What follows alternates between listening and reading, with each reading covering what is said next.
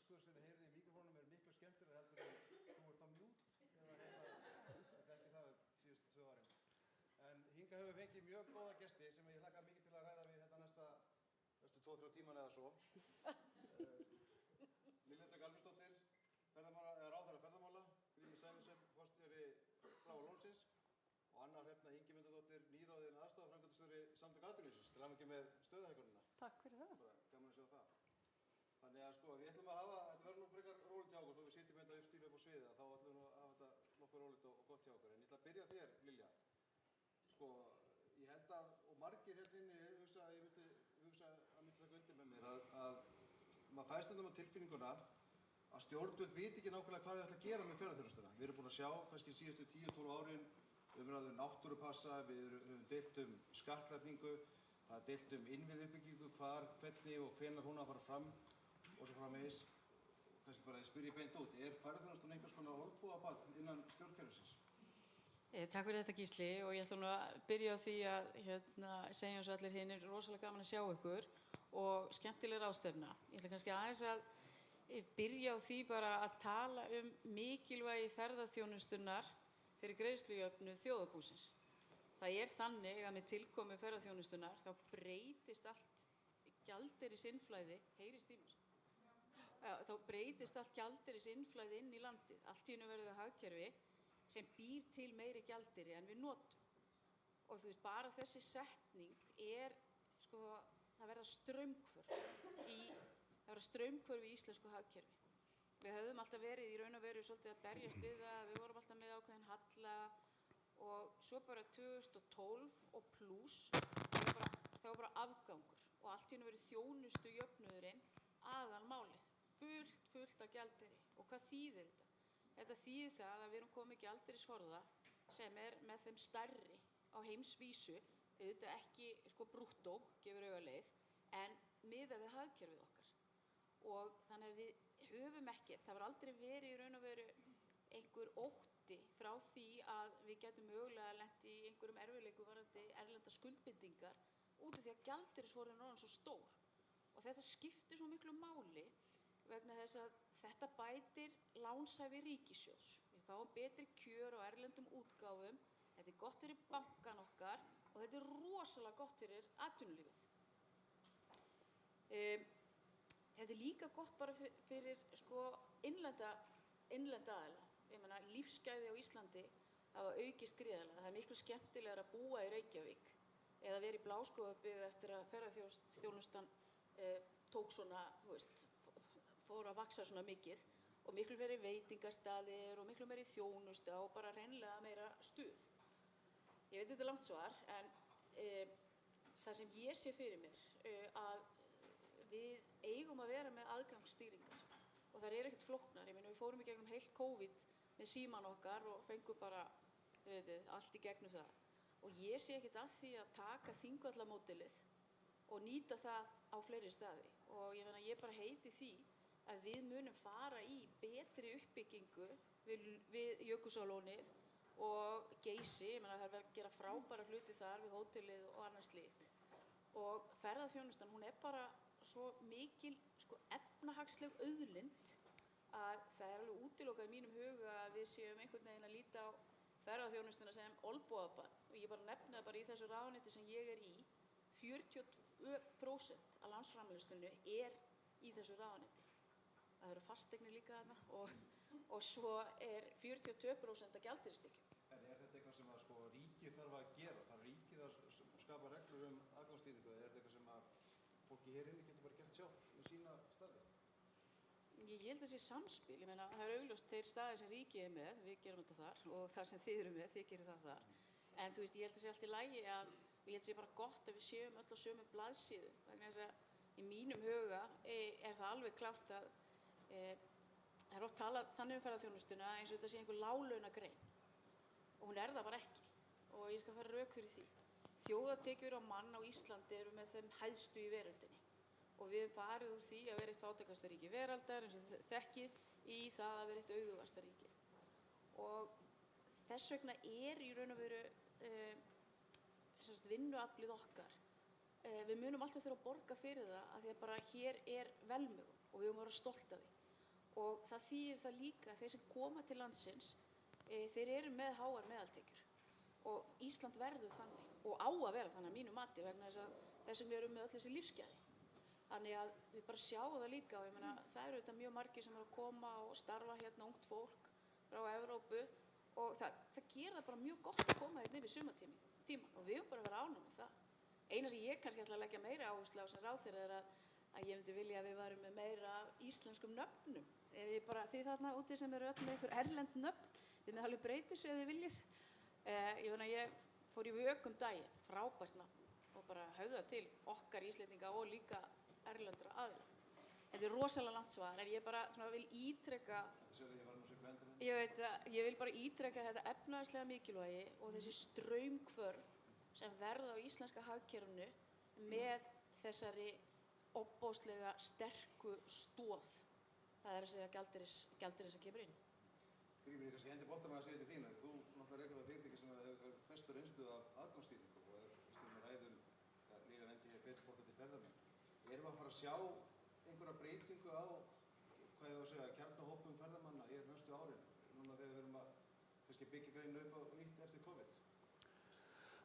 Já, ég held að það sé ákveðin teikn á loft upp það og við allavega hjá Bláa lóninu erum markvisst að reyna að stefna því að leggja meiri áherslu á gæði heldur magn og gæði þeirra vöru sem við erum að bjóða og verðleggina í samræmi við það sem að markaðurinn tilbúin að greiða fyrir hana og ég held að við getum lært mikið af vaxtatímabilinu sem við fórum í gegnum fyrir COVID eins og við munum öll sem að tókum þátt í því verkefni að þetta var nú svolítið villt að vestrið á þeim tíma og ég held að við stöndum einmitt frammi fyrir því tækifæri kannski að hafa kjark til þess að stíga niður fæti og við verðum aldrei allt fyrir alla og eigum ekki að vera það og við erum ekkert endilega að velta því fyrir okkur að vera alltaf að ræða hvort að Ísland sé dýrt í samanburði við einhverja aðra áfangastaði, erlenda áfangastaði. Við erum bara að vera stolt af því og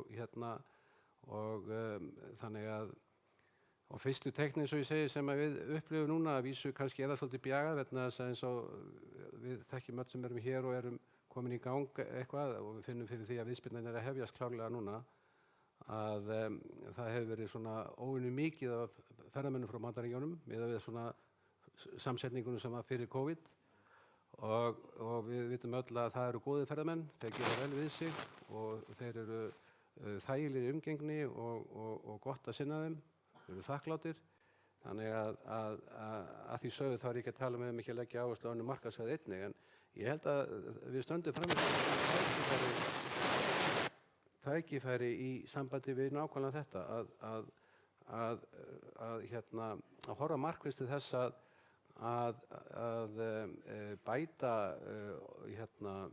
okkar innviði, bæði í fyrirtækjunum okkar og sjálfsögðu hið opinbera í sambandi við þá staði sem að þeim snúa og nýta kosti aðgangsstýringar þar sem það á við, sem eru mjög miklir og í því samhengi að auka arðsemi í greininni sem hlýtur þetta alltaf að vera á endanum það sem við viljum sjá og það er kannski það sem var að trufla til dæmis 2019 man ég að það voru bara svo rosalega margir að gera nákvæmlega sömu hlutina þannig að það þýddi bara það að það var enginn að hafa neitt út úr því sem var að gera.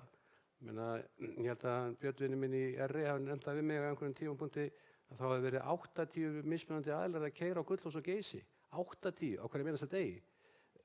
Maður svona velti fyrir sér, með fullri virðingu fyrir frjálsum markaði og allt það og þetta eiga allir að fá sín tækifæri en svona, og ég er ekki að segja að það er að stíga inn í þetta er raunverulega bara spurning hvernig við tökum á þessu tækifæri sem ég held að við stöndum frammi fyrir núna. Þetta hlýtur að hafa áhrif á heildarupplifun ferðamanna þegar það eru 80 rútur í hlaðinu auðvitað aftur á sama tíma en að koma á Gullfoss Geysi svo við tökum sem dæmi að það er þetta ólíka upplifun að koma þegar eru fjöldi rútum í hlaðinu í einu. Þetta hlýtur að hafa áhrif á heildarupplifun ferðamanna. Já, ég meina það er alveg augljóst og við vitum það öll og ég held að það kannski að fá á góða sem kemur til COVID er að Íslendingar tóku sér til og fóru að ferðast eigið land og fóru að fá aukinn skilning á því hvað ferðaþjónustan snýst og nákvæmlega þetta, ég meina ef að horfir á Þingvelli og hvernig Þingvellir eru reknir í dag og ber það saman við Gullfoss og Geysi, það bara himinn og haf. Og þetta ég mitt nefnt við Lilju að auðvitað þurfa stjórnvöld hvað var það þá staði sem að þau hafa umsýslu með að taka sér taki, hvað var það bæði innviði og síðan stýringu á þessa staði, vegna þess að auðvitað hluti af vandamálinu fyrir COVID var líka eins og við munum öll sem hér erum að við vorum í svona ákveðni, ekki kannski stríði við heimafólkið, við vorum svona, en það var fólk var orðið pirrað, Íslendingar voru orðið svolítið pirraðir að það var hvergi þverfóta fyrir ferðamönnum og það var svona núningur sem var kominn og ég held að eins og ég segi enn og aftur, ég held að við stöndum fram fyrir miklum tækifærum með að læra reynslunni, gera ennþá betur en áður og stuðla því að Ísland verði það frábæra ferðamannaland sem það hefur allir burði til að vera.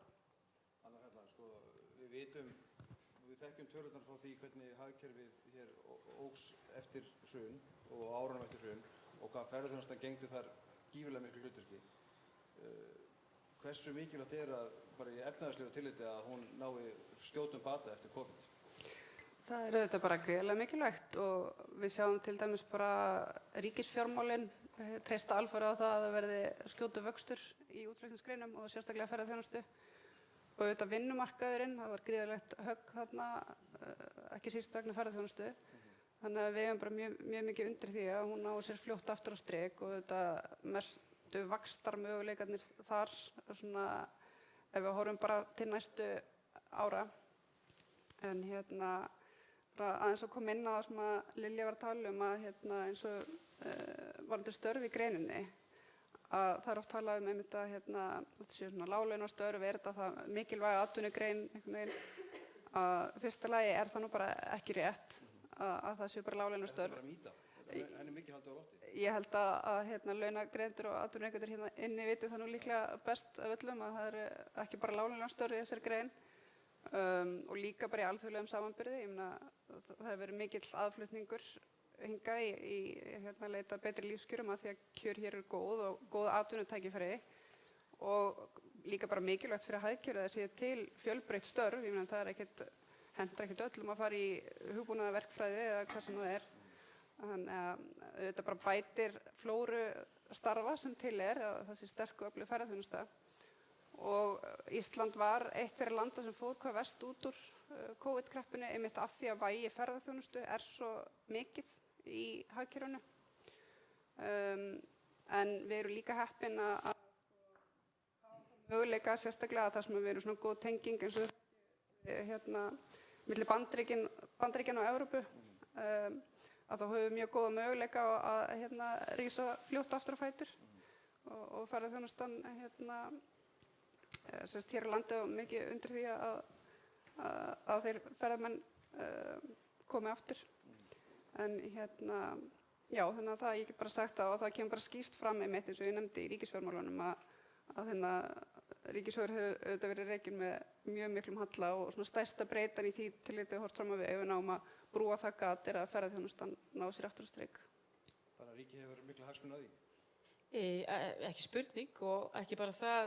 Sko, það verður auðvitað að segjast þess að að efnahagsstjórnin í gegnum COVID var mjög góð og við förum í gegnum þetta og ákveðum að nota svona keynesíska hagfræði. Við bara fórum í það að veita þann stuðning sem áþurfti og bara svokallaða efnahagslega loftbrú, ég notaði það orð og hika ekki við að nota það og þetta bara tókst og við sjáum að þó sé aðeins að hægjast á batanum og þá gekk þetta vel og við erum ekki eins skuldsett og aðri ríkissjóðir, bara við berum það saman, ég held að við séum í 45%. Ég meina bandaríski, ég er alltaf nú ekki að bera okkur saman við bandaríska ríkissjóð en hann er 110 og ég meina Spánn og öll þessi ríki eru með svona 80%. Þannig að við erum í þokkalegri stöðu og við sjáum það alveg á lánshæfinu og öðru slíku og það sem auðvitað því ég tala um þessi straumhvörf, ég ætla svona aðeins að ítreka þessi efnahagslegu straumhvörf sem eiga sér stað með ferðaþjónustunni og svona hvetja okkur líka svolítið til þess að setja kassan út og hafna þessari umræðu þessi svona tala um þetta sem svona láglauna einhvern veginn iðnað, það bara það ekki og nýsköpunum sem eiga sér stað og bara hvað þjónustan hefur verið að verða, hún orðin miklu betri og ég rosalega gaman að því til dæmis að fylgjast með eins og uppbyggingunni hjá Hótel Geysi og var á Fríðheimum í þar síðustu viku og þetta er ferðaþjónusta á heimsmælikvarða og hér er með Grím við hliðina á mér og Bláa lónið og þessi baðmenning sem að þróast hér og hún er einstök og maður sér það líka að Grímur kom inn á það sem kannski eina jákvæða sem kom út úr COVID-inu er einmitt það að Íslendingar fóru að vera meira gestir í sínu eigin landi og ég meina við þekkjum það mörg hér vel að ég meina heilu fjölskylduna sem höfðu bara ekki að ferðast landið, þar fóru fara á tenni og til Kaupmannahafna og svo á fótboltamót og allt í einu eru Íslendingar að upplifa og að sjá bara hvað það er gaman að ferðast hérna og hvað það er mikið í boði. Ég meina alls konar ferðir og flotti veitingastæðir orðið út allt land. Þannig að ég held að eftir COVID að fólkinu í landinu þykir meira vænt ferðaþjónustan. Ég veit þetta hljómar svona kannski eitthvað skrítið en ég held að sé raunverulega þannig. Og sem er ágætt að þegar við vorum að ræða þetta núningir sem var kannski hans á milli já. Og svo aðeins varðandi náttúrupassan, ég held að hugmyndafræðin, það er að segja að vera með aðgangsstýringu, hafi verið fín. En framkvæmdin og bara, náttúrupassi, og Íslendingar þurftu að vera með eitthvað passa í sínu eigin landi, það bara gekk ekki upp. Og ég held að kannski að það hefði þurft að undirbúa það. En það er hægt að gera þetta á miklu einfaldari hátt, bara til dæmis með að stýra aðgengi að bílastæðum. Ég meina það er vel þekkt í Bandaríkjunum. Ég meina nefni til dæmis eins og í Washington DC, það er frábær dýragarðar ef þið hafa ekki komið á það. En hvað gerir maður? Maður greiðir $20 á klukkutíman í bílastæði en $7 inn í garðinn. Og mér finnst þetta vera til sóma, bæði er þá verið að einhverju leyti að hvetja til almenningssamgangna en þú ert tekjulindin er þarna. Og þetta eigum við bara, við ekki hika við þetta. Allavega ég er ekki feimið við að fara í þetta varandi þá staði sem við stýrum. Grímur, ferðaþjónusta með kassan úti? Býta aðeins.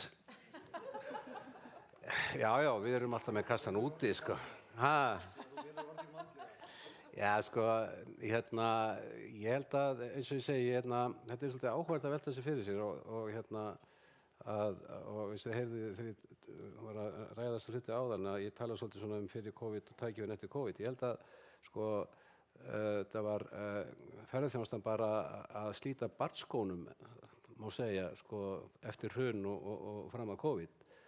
Núna erum við á nýjum stað og það eru komið fullt af öflugum og flottum fyrirtækjum, hæfu fólki og öflugu sem er að stýra þeim fyrirtækjum og eins og Lilja kom að sinna nýsköpunin í ferðaþjónustu er stórkostlega mögnuð og merkileg og ég held nákvæmlega að Íslendingar hafi verið að upplifa þá eigin skinni í COVID-19 þegar þeir voru að ferðast landið að hvað raunverulega greinin er orðin fjölþætt og öflug og auðvitað gátum við ekki látið mikið fyrir okkur fara þegar þeir voru búin að grafa okkur í fönn þarna til að glíma við COVID-ið en að því sögðu að hér er þetta inni alveg gríðarlega sterkur og öflugur hópur af fólki sem hefur leitt þessi atvinnugrein og við hefum aldrei verið betur í stakk búin heldur en núna til þess virkilega bæði fyrir okkur sjálf og fyrir almenning til að skilja greinina og bara fyrir þessa þjóðhagslegu mikilvægu þætti sem að Anna og Lilja eru búin að nefna að gera virkilega góða hluti núna í framhaldinu. Ég hef tilfinningu fyrir því að við sem að fara að horfa á sama vaxtatímabil samskonar vaxtatímabil núna eftir COVID í ferðaþjónustu í Íslandi eins og frá 2012 til 2019. Ég sé engin önnur teikn á lofti heldur en það verði raunin nema eitthvað nema komi nýtt eldgos eða einhverjar hamfarir sem að komi við fyrir það. Og það er mjög áhugavert að átta sig á því eins og ég held að fólk hérna geti tekið undir sem kemur svona á óvart að það virðist vera að þessi átöku í Úkraínu eins og ömurlega þau eru að þau séu ekki að trufla raunverulega áhuga á komið til Íslands og þannig að já, ég bara hafi nokkuð tíma verið til þess að við séum með kassan úti þá er það bara akkurat núna. Það er bara þannig. Anna, hversu máli skiptir það fyrir ef við horfum á landið í heild sinni? Því nú hefur eðlilega samkvæmt er kannski mesta veltan hér á suðvesturhorninu og aðeins á Suðurlandi. Hversu mikið það að ferðaþjónustan dreifir sér vel um landið? Jú, sko, við náttúrulega, þetta orðalega alltaf svona að dreifa ferðamönnum um landið, þannig að við dreifum þeim ekki. Þeir þurfa náttúrulega að hafa eitthvað að sækja út á landi og svona eftir því sem að meira byggist upp þá fjölgar tækifærunum. En þetta er bara gífurlega mikilvæg atvinnugrein fyrir landsbyggðina. Og maður sér það bara, eins og ég segi, þegar maður fór að ferðast sjálfur svona meira í COVID-inu, að sjá hvað hefur orðið ör og mikil uppbygging víða um land og þá hefur einmitt svona samfélagslegt mikilvægi greinarinnar, ekki bara efnahagslegt, komið í ljós held ég betur bara fyrir landsmenn, að hvað hefur orðið gífurleg uppbygging út á landi, en þannig náttúrulega munum við ná að dreifa ferðamönnum betur um landið með því að tryggja að þessi nýsköpun geti átt sér stað, að sé hægt að nýta það sem er til staðar á hverjum stað, þannig að fyrirtæki geti byggst upp og þá er auðvitað mikilvægt að ná ákveðnum fjölda á þá staði þannig að starfsemin beri sig og þá þurfa auðvitað samgöngur og innviðir og annað að vera í góðu lagi. Og eftirlega efnahagslega gott að þú getur verið með hótel og veitingastæði og afþreyingarfyrirtæki opin allan á sér hring út um allt land, vonandi. Já, sjálfsögðu væri það mjög ákjósanleg stað að vera í. Já. Já, mér langar aðeins að mér langar aðeins að taka þennan bolta sem Anna var að nefna og segir við dreifum ekkert ferðamennum, þeir gera þetta sjálfur. Ég ætla aðeins að koma smá mótrugg við þetta. Sko.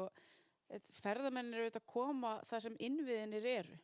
Ef til dæmis að það væri flughöfn á Akureyri eða Egilsstöðum, þá bara væri allt að gerast þar. Þetta snýr að innviðum og ákvörðun stjórnvalda og atvinnulífsins að fjárfesta í því og leiðarljósin í stefnumótuninni til árið 2030 er annars vegar að við séum að einblína á gæði, ekki magn og hins vegar að við séum að dreifa ferðamönnum og það er hagfræðilega mjög skynsamt vegna þess að þá verður aukin nýting á framleiðslu þáttunum þegar segja að þeirri fjárfestingu sem er búin að vera eiga sér stað og ég sé það fyrir mér að ætlum við að einblína á þessi gæði þá sé mikið svona þjóðhagslega þá sé það mjög þjóðhagslega gott að ferðamenn séu víðar en á suðvesturhorninu meðal annars vegna þess að það snýr þetta að ágangi að við viljum ekki að við viljum að þetta sé einstök upplifun og þess vegna vorum við að tala um þessa aðgangsstýringu sem skiptir ekki bara máli fyrir erlenda gesti heldur líka innlenda. Þannig að þetta sé einstök upplifun og það sem er einstakt er náttúran hér. Og þannig að ég held að þetta höfum við stjórnvöld og atvinnulífið meira í hendi okkar en að einhvern veginn að afgreiða þetta, segja, við erum ekki að fara að dreifa þeim. En ef innviðinir eru til staðar, þá eru tækifærin. Og mér langar aðeins að nefna að ég held bara líka að Íslendingar bara átta sig á því að það er heilmikið að gerast á Egilsstöðum. Ég meina að fara á Egilsstaði og ferði í Vök og hann geðvig búð allan centrum og fullt af góða mat og geðviga ferðir og fullt af menningu, skriðuklaustur og bara alls konar, héraðsbókaskjalasafnið þarna, það er mjög gott og það er bara heill hellingur að gerast og við eigum auðvitað að tala þetta allt upp og núna með því að vera með þetta nýja ráðuneyti menningar, ferða og viðskipta, þá er einstakt tækifæri að tengja saman menninguna og ferðaþjónustuna. Og Ísland er auðvitað mjög ríkt af menningu, miklu ríkara menningu en við kannski gerum okkur oft grein fyrir. Sagnaarfurinn, Íslendingasögunar og handritinn og Snorra Edda og allt þetta.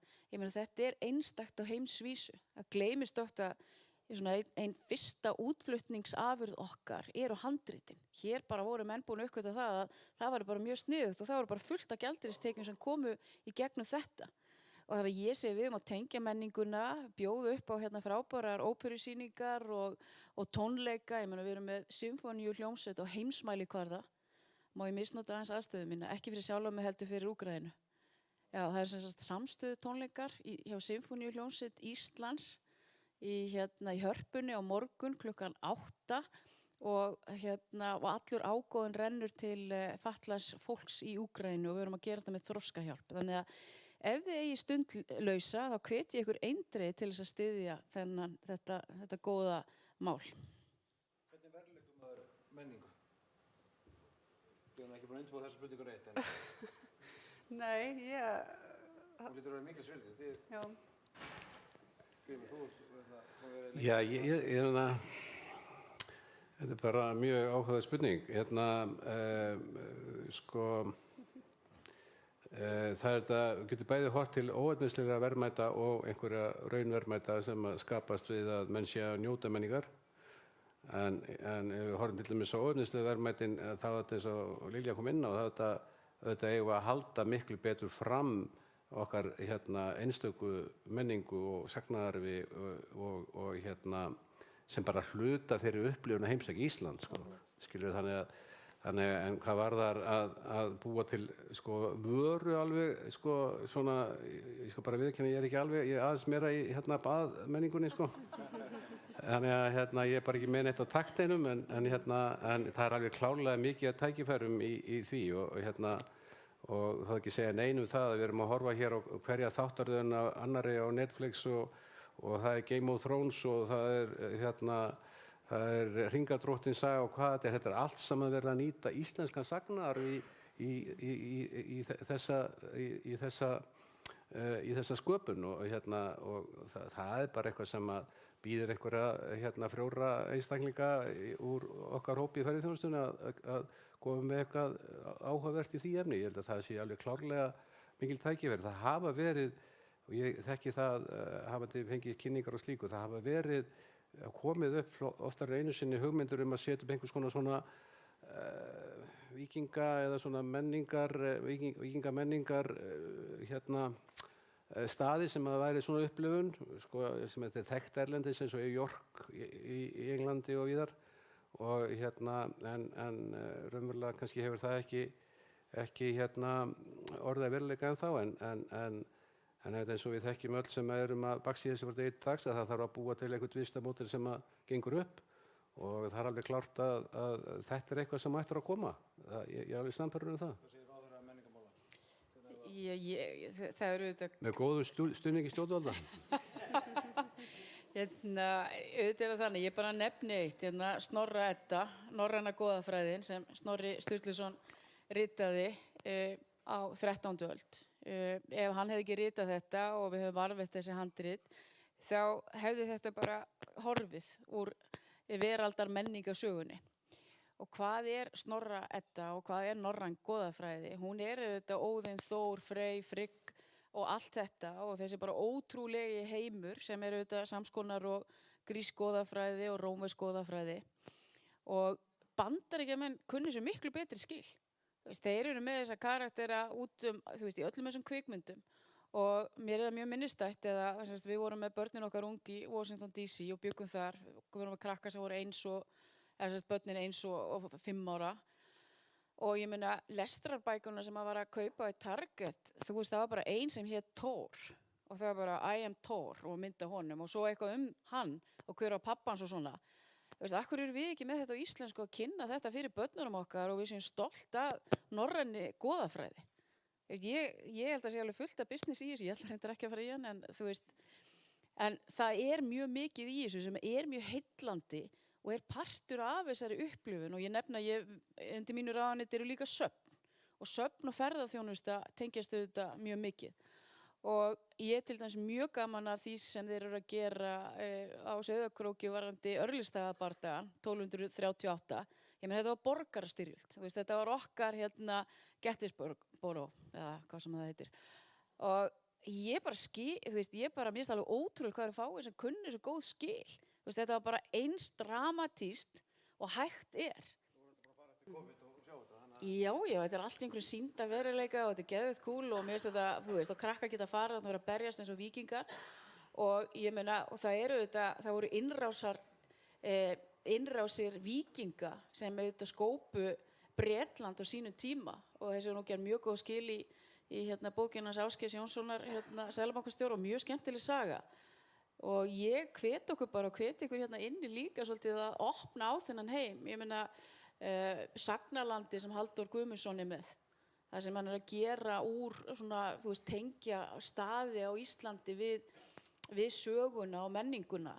Og það verður auðvitað miklu meiri upplifun fyrir okkur og fyrir okkar ferðamenn að ferðast landið og að því að Grímur var að tala hérna Ameríku, ég náttúrulega bara, þú veist, ég dýrka Bandaríkin, bæði lærði ég þar og vann þar og þú veist að pabbi var að selja gós frá hérna hernum og svona, þannig að ég bara, þú veist, elska Bandaríkin og ég ekkert hissa á því að Bandaríkjamenn vilji koma hérna vegna þess að það svo mikið fyrir þá, þeir hafa ekki mikinn tíma, þeir sem koma hingað eru með stutt frí, en þú getur fengið allt í þessari upplifun og ég held að við erum að reyna að einblína svolítið líka á, þú veist, bæði ekki bara þessar fornbókmenntir, heldur líka þær bókmenntir sem verið að rita í dag sem eru mjög merkilegar. Þannig að ég held að sé alveg opbóðslega svona spennandi tækifæri og ekki bara fyrir erlenda ferðamenn, heldur líka að það verði skemmtilegar og áhugaverðar að búa hérna með því að vera með þessa auknu áherslu á menningu. Sko, aðeins í framhald af þessu, því að nú erum við að þjónusta markaði sem við þekkjum. Við þekkjum Bandaríkjamarkað, við þekkjum Breta, Þjóðverja, þetta eru ferðamenn sem var að koma hingað í áratugi. Maður fæði stundum á tilfinninguna og maður sá þetta svolítið, já, kannski árunum fyrir COVID, að menn voru alltaf einhvern veginn að ætlast til þess að ferðarþjónustan myndi fara að gera eitthvað annað. Það var hér talað að fljúga til Asíu og fljúga til Indlands og annarkvort að Icelandair eða einhver aðri myndi fara að gera það, eða erlend flugfélög, sko. Má ég bara spyrja beint út, sko, eigum við að einblína á þá markaði sem við þekkjum eða eigum við að segja á nýja markaði? Eigum við að gera hvort tveggja eða hvernig? Ég held að við eigum að gera hvort tveggja, sko. Og kannski framhaldur fyrir ekki ykkur fram í, en getum við gert hvort tveggja? Já, við getum gert hvort tveggja. Almáli að eftir sem við breykum, sko, hérna, okkar sýn á markaðina að þá þetta verður hópurinn sem við viljum ná í sem eru betur borgandi, stærri. Þannig að hérna, ég held að, og við þetta vorum komið fyrir COVID, þetta vel og vel með það, við þetta vorum farin að fá töluvert mikið, sko, þó það sé þetta bara brota af þeim Kínverjum sem ferðast, við vorum að fá fleiri í Japani, við vorum að fá fólk víðar að úr Asíu, við vorum í þetta tenginguna í gegnum Finnair í Helsinki, og hérna, þannig ég engin spurning að horfa víðar að mínu mati, engin spurning. Það gerir það bara raunverulega stöðugt og sterkari til þess að geta svona svolítið reynt að stýra því að maður sé að fá þá stærri markaðssegment af þeim sem eru þeir sem við viljum fá, sko. Þannig að það engin spurning. En í þessu samhengi fyrir ekki, sko, að bara aðeins svona, við erum með ráðhanni hérna og hún berskjölduð, að hérna sko vegna þess að ég held nefnilega að vegna þess að við vorum að tala ferðaþjónustu sem láglaunatvinnugrein áðan, við erum búin að afgreiða það, en það er líka sko þetta umhverfi greinar, starfsumhverfi greinar en gagnvart stjórnvöldum og það eru svona hérna gamli draugar að manni finnst hálfgerðir sem að ennþá sitja svona svolítið í okkur og hérna og vegna þess að það vantar ekki nýsköpunarkraftin í ferðaþjónustuna og maður kannski vilja sjá einmitt að það væri virkara samtala á milli stjórnvalda og greinarinn í því efni og við erum svona með eins og ég segi gamla draug og svo gistináttaskatt sem að er alveg sértæk skattheimta á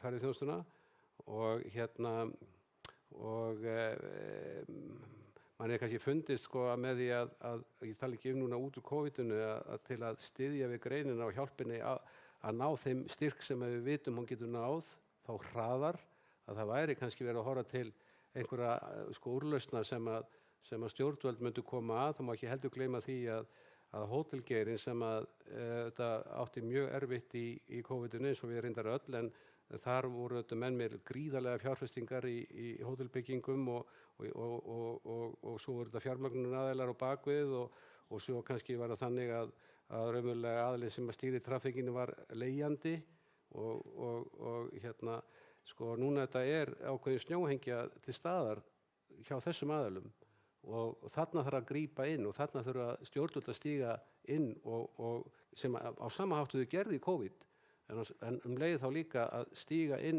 og styðja við að þessi fyrirtæki að þau sko nái vopnin sínum hraðar þannig og ég bara sko eins og þið munið þegar COVID brast á það var bara verið að tala fjölda gjaldþroti í okkar atvinnugrein þá áttu meira við hér sem áttu meira að minna að vera öll orðin gjaldþrota núna seiglan í þessu fólki sem hefur byggt þessa atvinnugrein ótrúleg En að því sögðu, þá þetta verður líka að horfa til þess að þetta eru þetta alveg fordagslausar hamfarir sem hafa gengið yfir greinina og mér myndi sko bara bæði vera við hæfi og líka bara beinir hagsmunir stjórnvalda að halda áfram að sko hjálpa okkur að komast endanlega út úr COVID-farinu. Ég held að það sé eitthvað sem að maður myndi kalla eftir, Lilja, frá þér og hafandi forystu það fyrir okkar hönd í greininni. Já, þetta var svona léttgrín. Það sem ég myndi segja er að auðvitað fórum við inn í mjög umfangsmiklar efnahagsaðgerðir og í mjög góðri samvinnu við SA og SAF og þannig að ykkar rödd auðvitað í þessu var auðvitað mjög sterk. Og ég held að það hefði algjörlega verið til heilla út af mikilvægi ferðaþjónustuna, bara út frá greiðslujöfnuðinum, af því að ferðaþjónustan að búa til önnur óbein verðmæti, til að mynda að við séum ekki að það þurfi ekki að vera þetta stress á gjaldeyrissköpun sem var, og það hefur breyst. En varðandi stöðu ferðaþjónustunar, að auðvitað sjáum við, og ég var mjög þakklát mínum kollega ferða- og iðnaðar- og nýsköpunarráðherrann Þórdísi, að hún lét setja á laggirnar og gerði með Ferðamálastofu greiningu, efnahagsgreiningu, 4 skýrslur sem komu út, sem eru algjör gullnáma fyrir okkur, þannig að við sjáum hvar erfiðleikarnir eru, og ég bara nefni nokkra. Ég meina, eins og því þekki eigið fé margra fyrirtækja auðvitað í algjörum botni. Arðsemi í greininni, þá þarf að auka arðsemina. Skammtímaskuldir margra eru of miklar, og þó að langtíma horfur séu mjög góðar, en bara leið á eitthvað fyrirtæki, hvort sem þessi fyrirtæki, ríkissjóður, einhver lendir í lausafjárkrísu, þá bara balli búið. Og þess vegna mjög mikilvægt að vera með þessar greiningar. Þá ætla ég aðeins að kasta boltanum líka aðeins til fjármálakerfisins. Það þannig að svo gríðarlega arðsemi sem eiga sér stað í fjármálakerfinu, hún auðvitað líka tilkomin óbeint vegna efnahagsaðgerða stjórnvalda. Af hverju? Jú, virði eigna allt hefur hækkað vegna þess að við gerðum þetta rétt. Og ég bara hvet fjármálafyrirtækin að taka líka svolítið við boltanum og vera sanngjörn í þeirri uppbyggingu og hjálpa til við viðspyrnuna. Ríkissjóður hefur bara gert mjög mikið. Við fórum úr nánast í að bara skulda 19% af vergri landsframleiðslu, ef man þetta rétt, 15-19% í þessi 45%. Þannig að við bara tökum þarna heil 20% á okkur og við gerðum það algjörlega meðvita, halda atvinnustigi, koma greininni í var af því að það svo mikil verðmæti þarna. Og þá finnst manni auðvitað líka, og ég segi sem vinur ríkissjóðs, að fjármálafyrirtækin eiga að koma. Þau að nýta sér þessar greiningar okkar, stjórnvalda, og aðstofa fyrirtækin. Og mér bara mjög mikil alvara í þessu vegna þess að það ekki þannig að ríkissjóður eigi að taka allt á kassan. Ég segi ferðaþjónusta með kassan út, en ég kalla líka á fjármálafyrirtæki landsins að taka þátt í þessu vegna þess að það hagur okkar allra. Og við vitum það líka bara eins og í öllu, það eru sigurvegarar og það eru taparar, það vinnur svo lúsis í öllum krísum. Og þannig að þetta bara svolítið verkefni framundan, og auðvitað núna þetta hræðilega stríð í Úkraínu, sumari hér lítur þokkalega út þrátt fyrir það, en það eru mjög erfiðar efnahagslegar afleiðingar sem tengist auðvitað hækkun á hrávörum. Eldsneyti, það verður óvissu bara það í einhver tíma nema bara framboðið myndi bara menn fara í rosalegar aukningar í Miðausturlöndum og fara aftur í þetta fracking að fullu. Fóður, bygg og fleira bara hækka úr öllu valdi, og þetta hefur áhrif á verðbólguhorfur og dregur úr neyslu á heimsvísu. Og við sjáum það bara í Bandaríkjunum, við höfum ekki séð svona verðbólgutölu bara síðan að Paul Volcker var seðlabankastjóri. Og þetta stærsta áskorun, þetta það sem ferðaþjónustan þarf að hafa áhyggjur af, númer 1, 2 og 3. Og ég kalla eftir því líka að það séu samstilltar aðgerðir stjórnvalda og atvinnulífsins inn í bara í þau næstu skref sem við erum að taka vegna þess að ég nefna, þú veist, ég meina helmingurinn af verðbólgunni hérlendis knúin áfram á húsnæðisliðnum. Það bara hrikalegt að þetta sé svona heima tilbúið af því að það hefur svo áhrif á í raun og veru hvað að gerast í greininni og svo framvegis. En ég segi stjórnvöld eru algjörlega til, við erum, eins og ég segi, ég er rosalega ánægð að vera komin inn í ferðaþjónustuna. Þetta finnst mér líka mjög gaman að ferðast og nú hef ég afsökun að ferðast og þetta var svo brandar enginn að hlæja allt í lagi. en nema hvað, þetta er ósalega spennandi og ég er sammála Grími að þeir tíma sem eru framundan eru áhugaverðir vegna þess að þessi mikli vöxtur það verður öðruvísi vöxtur, ég held að hann verði svolítið svona í gæðum og líka svolítið meiri í sátt við samfélagið og þess vegna talandi ferðamenn allt land, það er mjög mikilvægt og þetta er stærsta sjálfsprottna byggða aðgerð í hagsögunni, það er að segja velgengni ferðaþjónustunnar og er svo frábær og hleypir þessum óbúslega krafti og sjá þessi fjölskyldu fyrirtæki út allt land að gera frábæra hluti, tengja saman matarmenninguna, bruggið sem er út allt, þetta er rosalega skemmtilegt. Anna Hrafna, er einhver hætta á því að jafnvel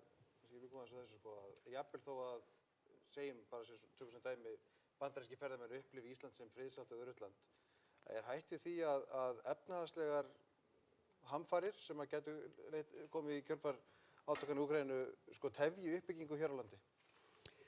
Það eru auðvitað hætt við að tefja uppbyggingu með við svona fyrstu fréttir frá ykkur ferðaþjónustaðilum. Það heyrist mann nú að það sé enn sem komið ekki að hafa mjög mikil áhrif nema að maður hefur auðvitað ágjör á olíuverði og hrávöruverði og öðru slíku.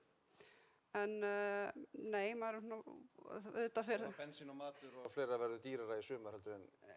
Já, það er nú einhver þróun sem er að eiga sér stað í öllum löndum. Það er spurning hvernig það er að þróast hjá okkur í samhengi við önnur lönd. Ég meina enn sem komið þó að verðbólgan sé að aukast talsvert, þá er nú aukast jafnvel ennþá meira annars staðar. Þannig að við erum auðvitað bara í samkeppni við önnur lönd og hvernig verð eru hér með við annars staðar.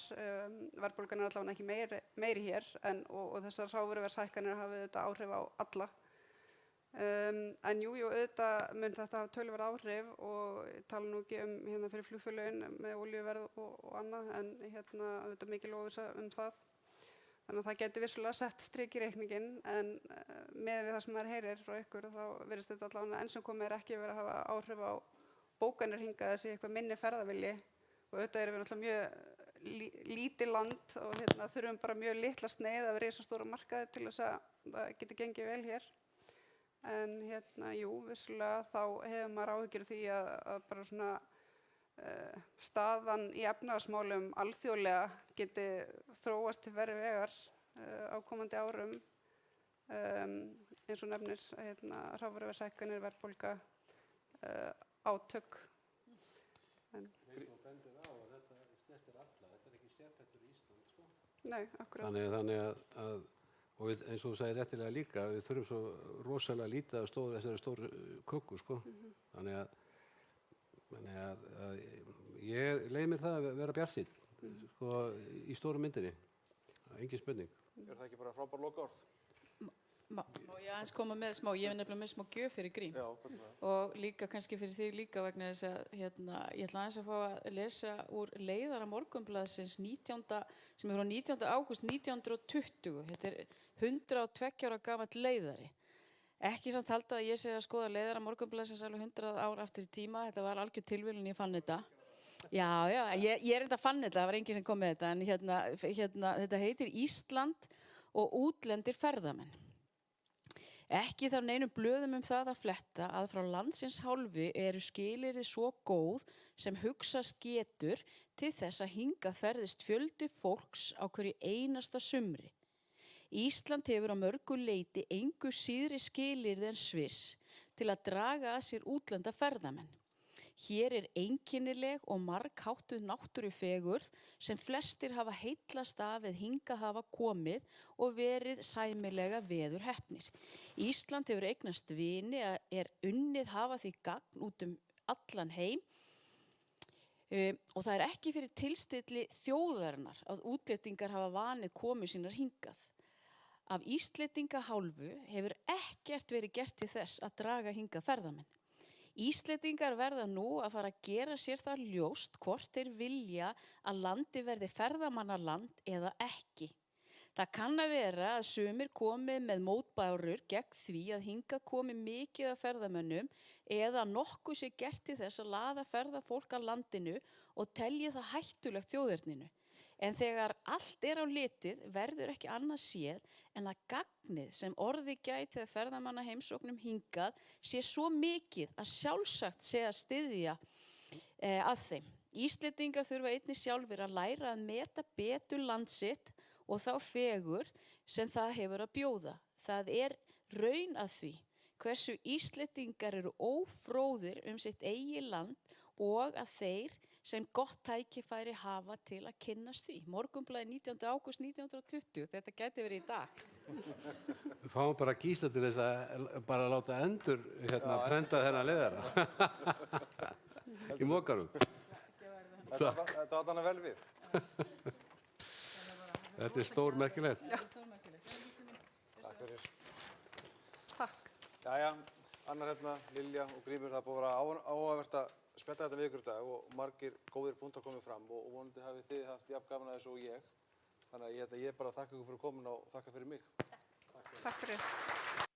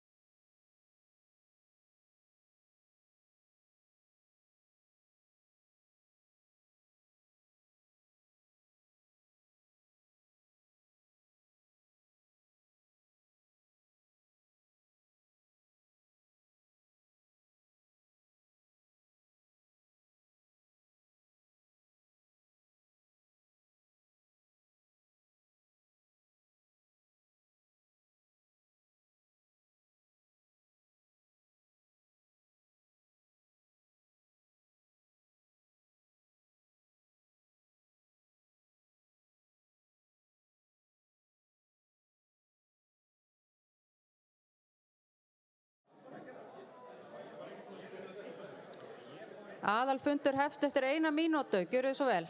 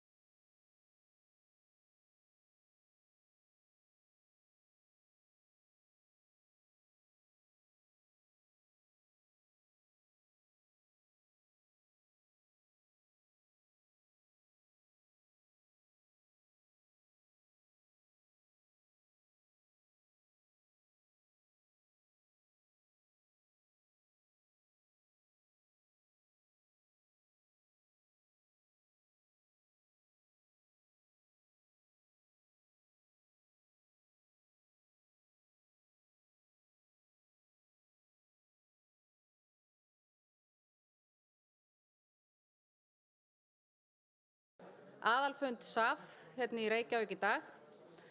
Það eru komin 3 ár síðan við gátum haldið aðalfund í Raunheimum og ég held að við séum öll ákaflega glöð að geta nú loksins komið saman og tekið upp þráðinn frá því fyrir 3 árum á Húsavík. En það er búið að gera tillögu fundarstjóra hérna í dag og það er engin annar en fyrrverandi formaður Samtaka ferðaþjónustunnar Árni Gunnarsson. Og ef ekki berast há mótmæli þá býð ég hann velkomin hérna í pontu. Gjörðu svo vel, Árni.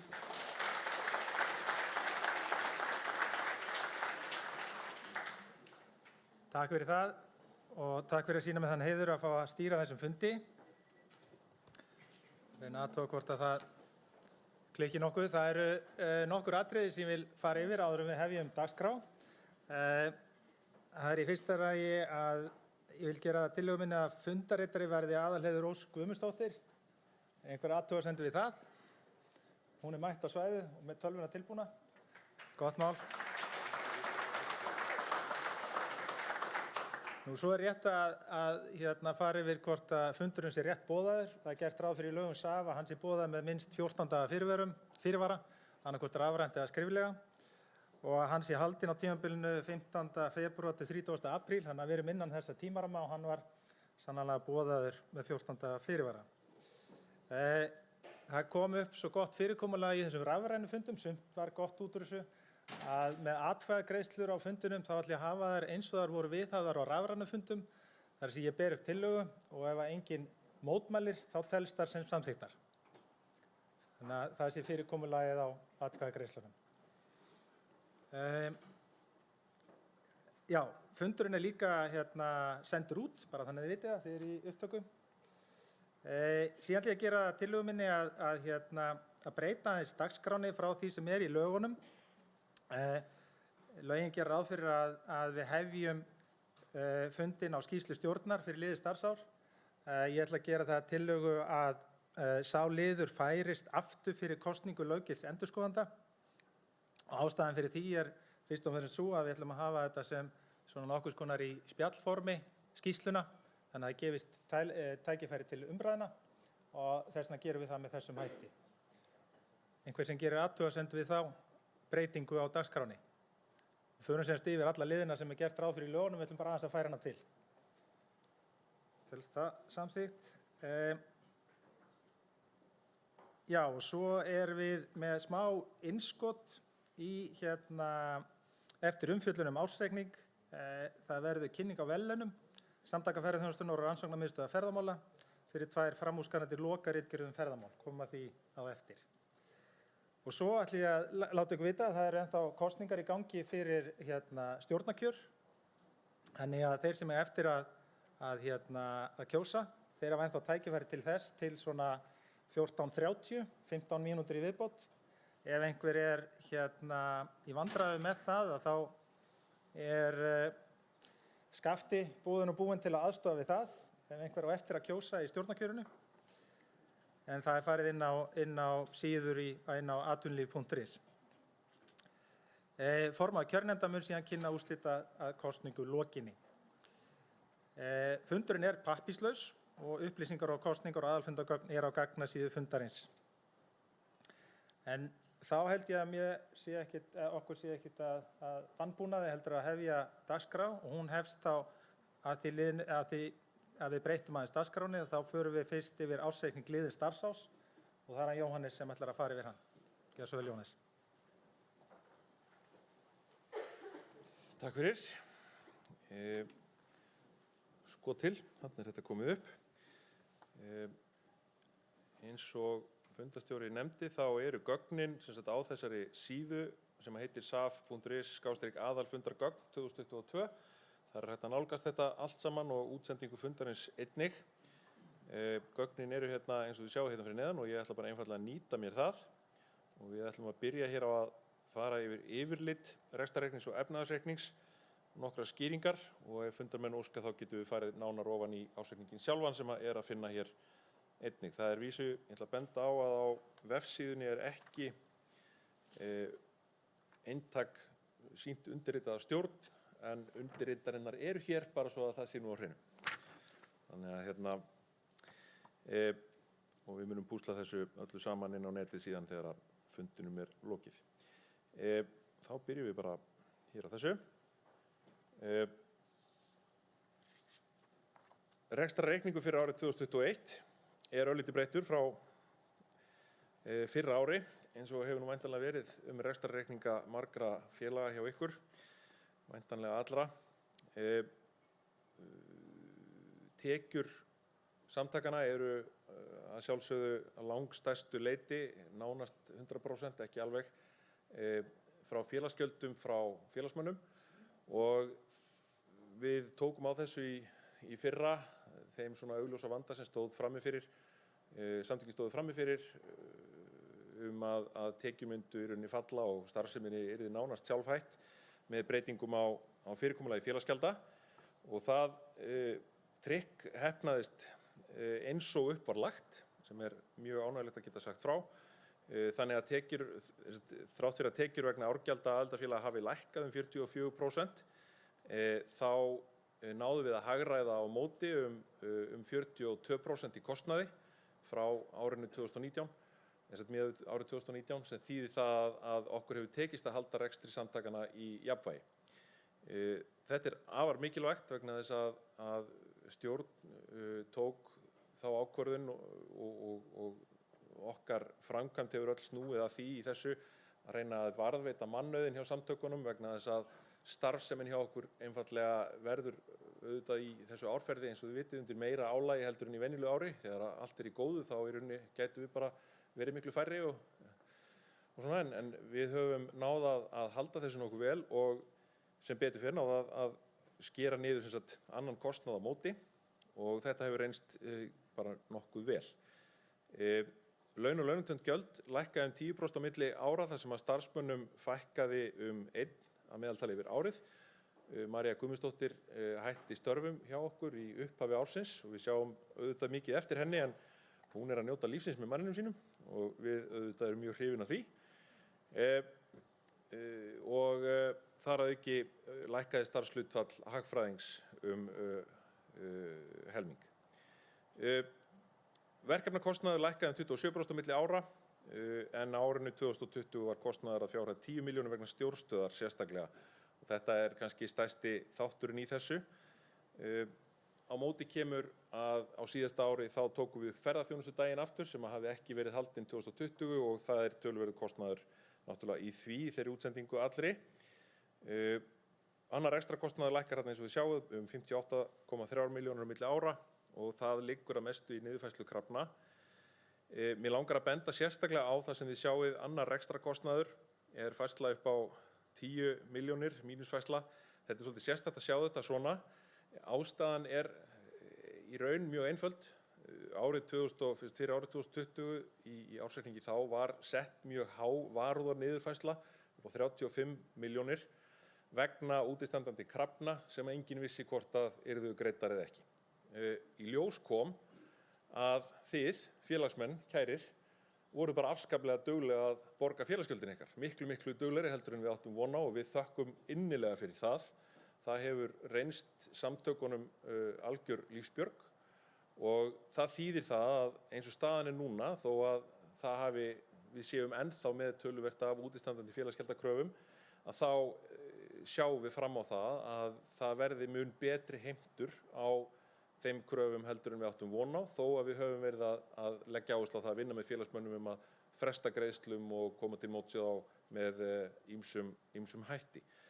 Þannig að við eigum von á því að núna framundan að þá verði skulum við segja, við vitum það núna að það ekki jafn svart framundan í þessu eins og við kannski áttum von á og þurftum að gera ráð fyrir til varúðar í fyrra. Við eigum von á, svona bara til þess að nefna þetta, þá eigum við von á því að þeir sem eiga útistandandi félagsgjaldakröfur, eða kröfur sem ekki hafa verið greiddar, að þá tökum við bara samtalið það núna þegar nálgast vorið við hvert og eitt fyrirtæki það hvernig verði farið með það. Þannig að þetta svona grunnurinn í þessu og þá ætla ég að fara yfir í efnahagsreikninginn. Fastafjármunir hækka 3,8 milljónir.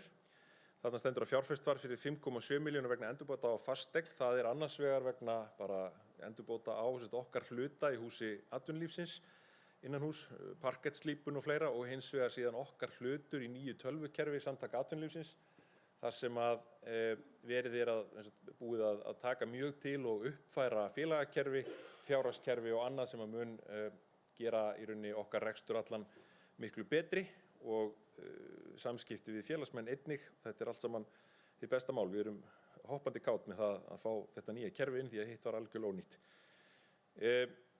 Eða svona, var orðið gamalt og slagt. Nú þarna sjáum við það að viðskiptakröfurnar lækka 28,9 milljónir á milli ára og varúðarniðurfærsla ársins í árslok 10 milljónir samanborið við 35 milljónir árið áður eins og ég nefndi. Þetta má sjá nánar í skýringu 10 inn í ársreikningnum sem eins og áður sagði á gagnasíðunni. Nú, við erum með ákvæði verkefnasjóð SAF þar sem að lögin segja að upphæð sem samsvarar 23% af greiddum félagsgjöldum skuli renna í sjóðinn, en stjórn hefur í ljósi aðstæðna síðustu 2 ár tekið þá ákvörðun að öll félagsgjöld skuli renna til rekstursamtakanna og þannig að sjóðurinn hefur í rauninni setið og beðið eftir því að við komumst aftur á eðlilegan farveg, enda höfum við auðvitað bara lokað á fjárhaustur í öll verkefni sem verkefnasjóður hefði átt að fjármagna og einbeita okkur að grunnrekstri samtaka. Skammtímaskuldir lækka á milli ára. Þar náttúrulega bara stærstu skuldaliðirnir okkar eðlilegu skammtímaskuldir til SA vegna innheimtu félagsgjalda og skuldirnar núna vegna ógreiddra launatengdra liða um áramót og áætlaður fjármagnstekju skattur staða við lánardrottna af SA 22 milljónir. Þannig að eigið fé og skuldir eru samtals 156 milljónir rúmar. Þetta yfirlitið, þetta þýðir það að eins og þið sjáið þá erum við að koma, við förum aftur yfir rekstrarreikninginn, út úr árinu í rétt rúmri 1 milljón í hagnað og ég hefði sennilega fengið taugaveiklað hláturskast ef þið hefðu sagt við mig í apríl 2020 að við myndum koma samtökunum í gegnum þessi 2 ár taplaust. En það er raunin eins og staðan er og það er auðvitað bara eingöngu ykkur að þakka félagsmönnum sem hafið stutt við samtökin, haldið tryggð við aðildina og ég vil bara þakka kærlega fyrir ykkar stuðning á allan hátt í þessu vegna þess að án þess að félagsmenn hefðu tekið svo fasta og skýra stöðu með samtökunum þá væri þetta ekki svona. Þannig að þar með lýkur minni messu þetta og ég opna bara á spurningar og athugasemdir ef einhverjir eru.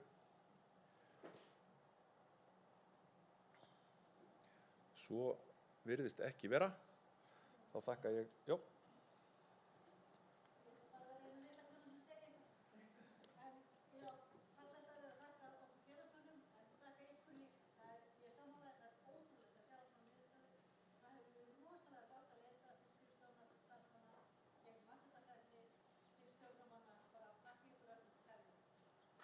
Kærar þakkir fyrir það.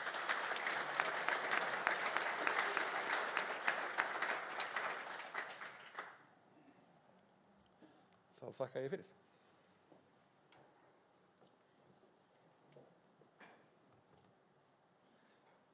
Einhver gera frekari athugasemdir við ársreikningin? Ef svo ekki, þá lít ég að hann sé samþykktur. Þá komið að svona millilið hjá okkur í dagskránni, en það er kynning á verðlaunum Samtaka ferðaþjónustunnar og Rannsóknarmiðstöðvar ferðamála fyrir 2 framúrskarandi lokaritgerðir ferðamál og það er hún Ásta Dís Óladóttir, formaður stjórnar Rannsóknarmiðstöðvar ferðamála og dósent við viðskiptafræðideild Háskóla Íslands sem kynnir og afhendir verðlaun. Gjörðu svo vel, Ásta Dís.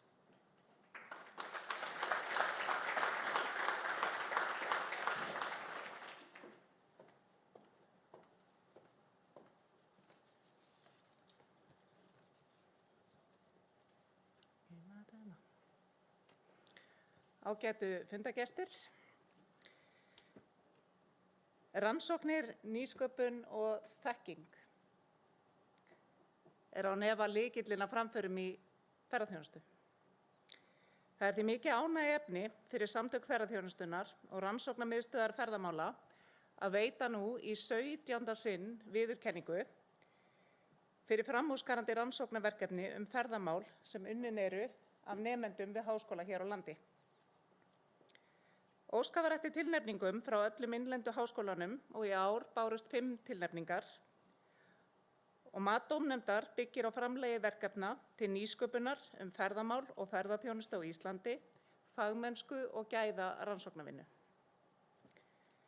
Dómnefndin sem fékk það vandasama hlutverk að meta tilnefningarnar var skipuð þeim Maríu Guðmundsdóttur, fyrrverandi fræðslustjóra SAF, Rannveigu Ólafsdóttur, prófessors í ferðamálafræði við Háskóla Íslands og Eyrúnu Jenný Bjarnadóttur, sérfræðings hjá Rannsóknarmiðstöð ferðamála. Ég vil þakka þeim fyrir vel unnin störf. Það er óhætt að segja að öll verkefnin sem voru tilnefnd voru afburðagóð og hafði dómnefndin því úr vöndu að velja, en 2 verkefni báru af. Verðlaun fyrir besta lokaverkefnið úr grunnnámi hlýtur Lilja Karen Kjartansdóttir fyrir BS-verkefni sitt, fræðslustarf í smærri ferðaþjónustufyrirtækjum. Samskiptin eru bara númer 1, 2 og 3 sko.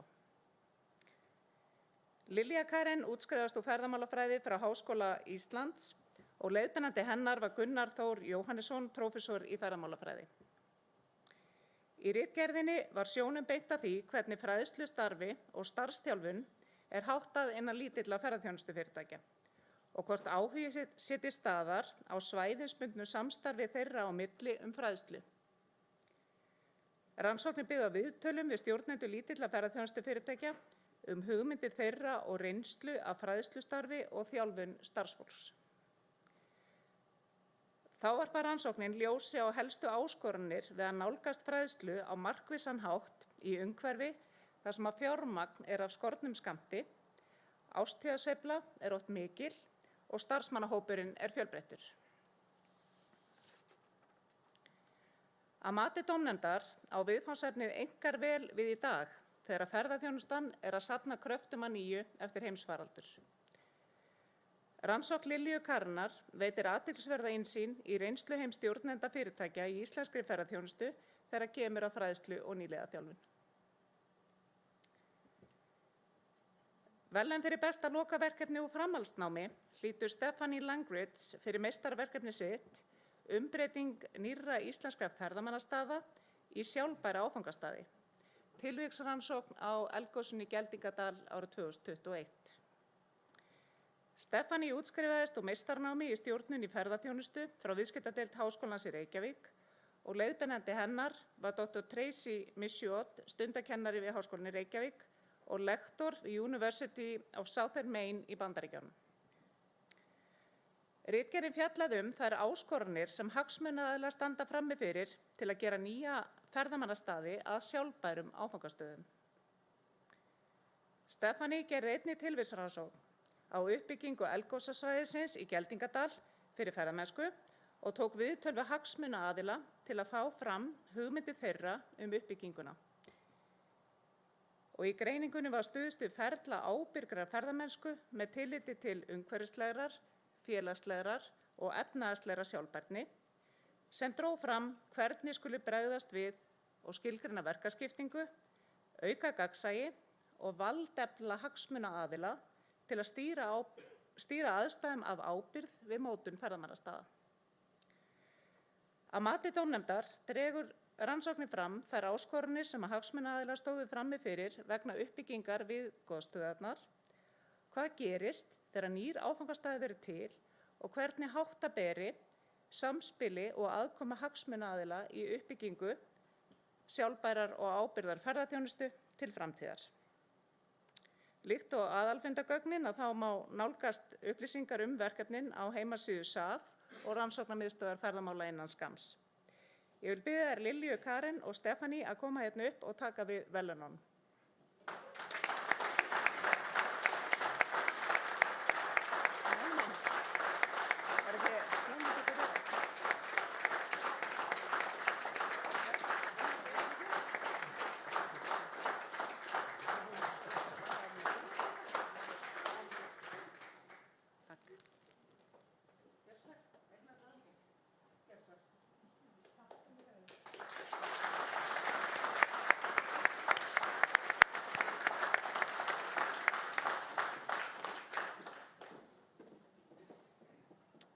Þakkum Ástu Dís fyrir sannlega glæsilegu verkefni og verður fróðlegt að geta kynnst þeim betur á heimasíðunni þegar það verður komin inn þar eins eftir innan skamms eins og sagði.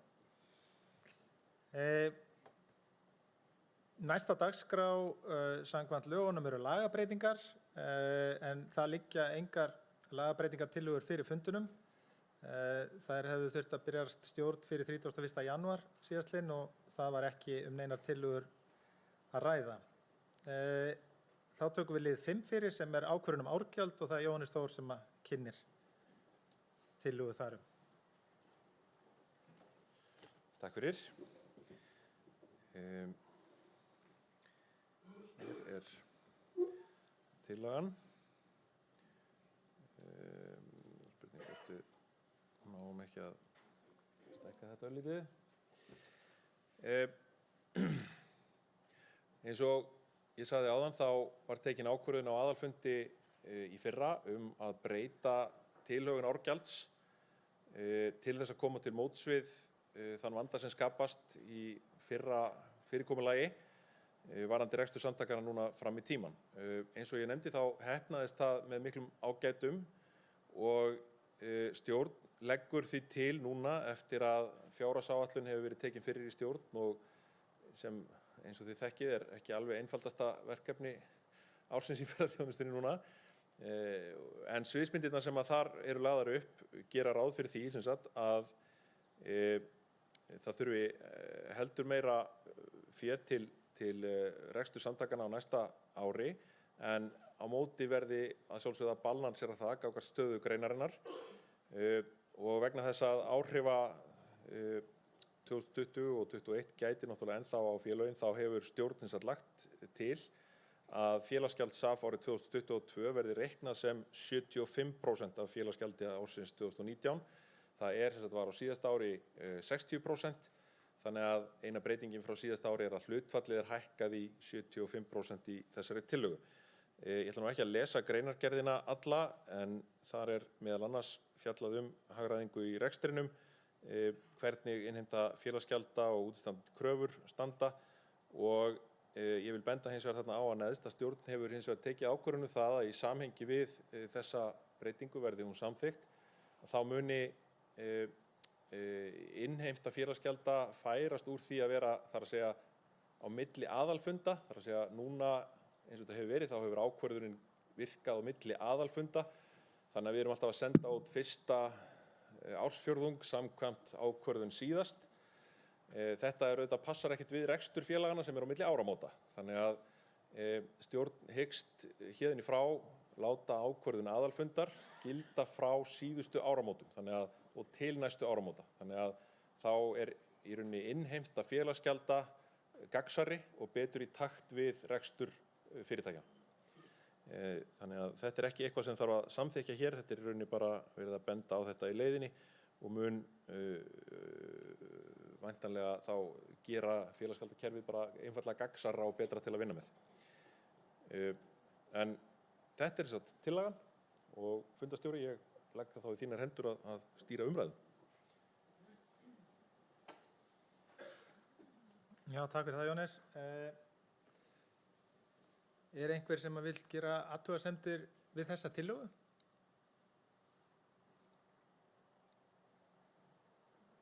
Svo ekki, þannig að þá telst hún samþykkt og bara hið besta mál og ánægjulegt að sjá hvað tek undir það að rekstur samtakanna hefur náð að vera réttum yfir núllið og með öflugum stuðningi félagsmanna en frábæru starfsfólki líka á skrifstofum og stjórn. Þá komið að kjöri löggilts endurskoðanda og það Jóhannes Þór sem kynnir það aftur. Takk fyrir. Hér sú tillaga. Stjórn leggur til að KPMG ehf. verði kjörið endurskoðandi samtakanna eins og verið hefur síðastliðin 2 ár.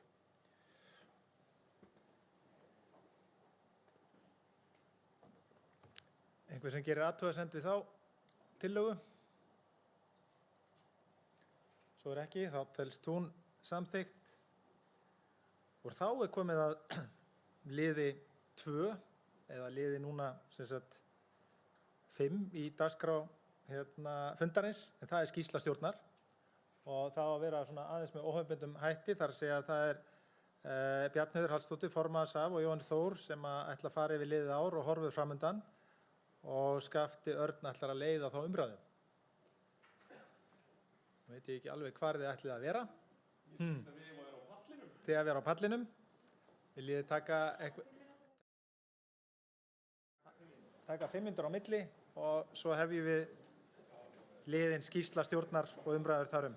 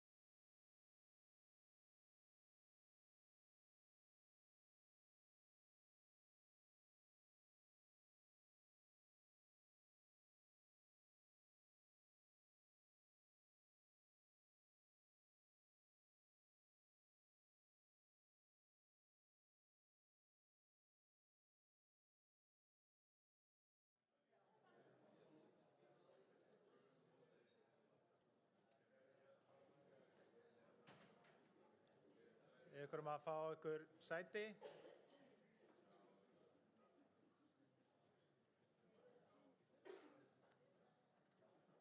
Nú það Bjarnheiður, Jóhannes og Skafti sem ætla að fara í gegnum það sem bar hæst á síðasta starfsári og ég ætla bara að gefa boltan þá yfir til Skafta. Gjörðu svo vel.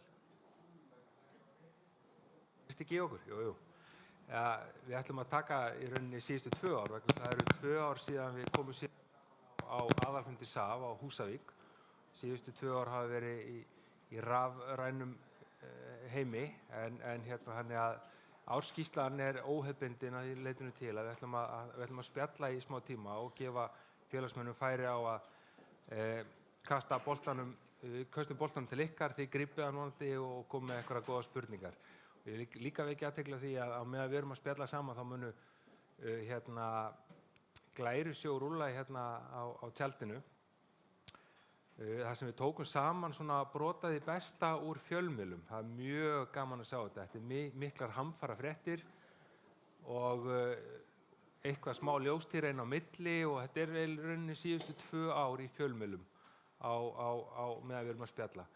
Og þess á milli eru ýmis tölfræði úr frábæri ársskýrslu SAF sem ég hvet alla félagsmenn til þess að skoða á vefnum. Ársskýrsla 2021.saf.is. Þetta allt í fundagögnum eins og þið vitið. En við ætlum að byrja umræðurnar. Ótrúlega mikið vatn runnið til sjávar frá því að við komum síðan saman á aðalfundi SAF fyrir 2 árum. Hvað svona... 3 árum.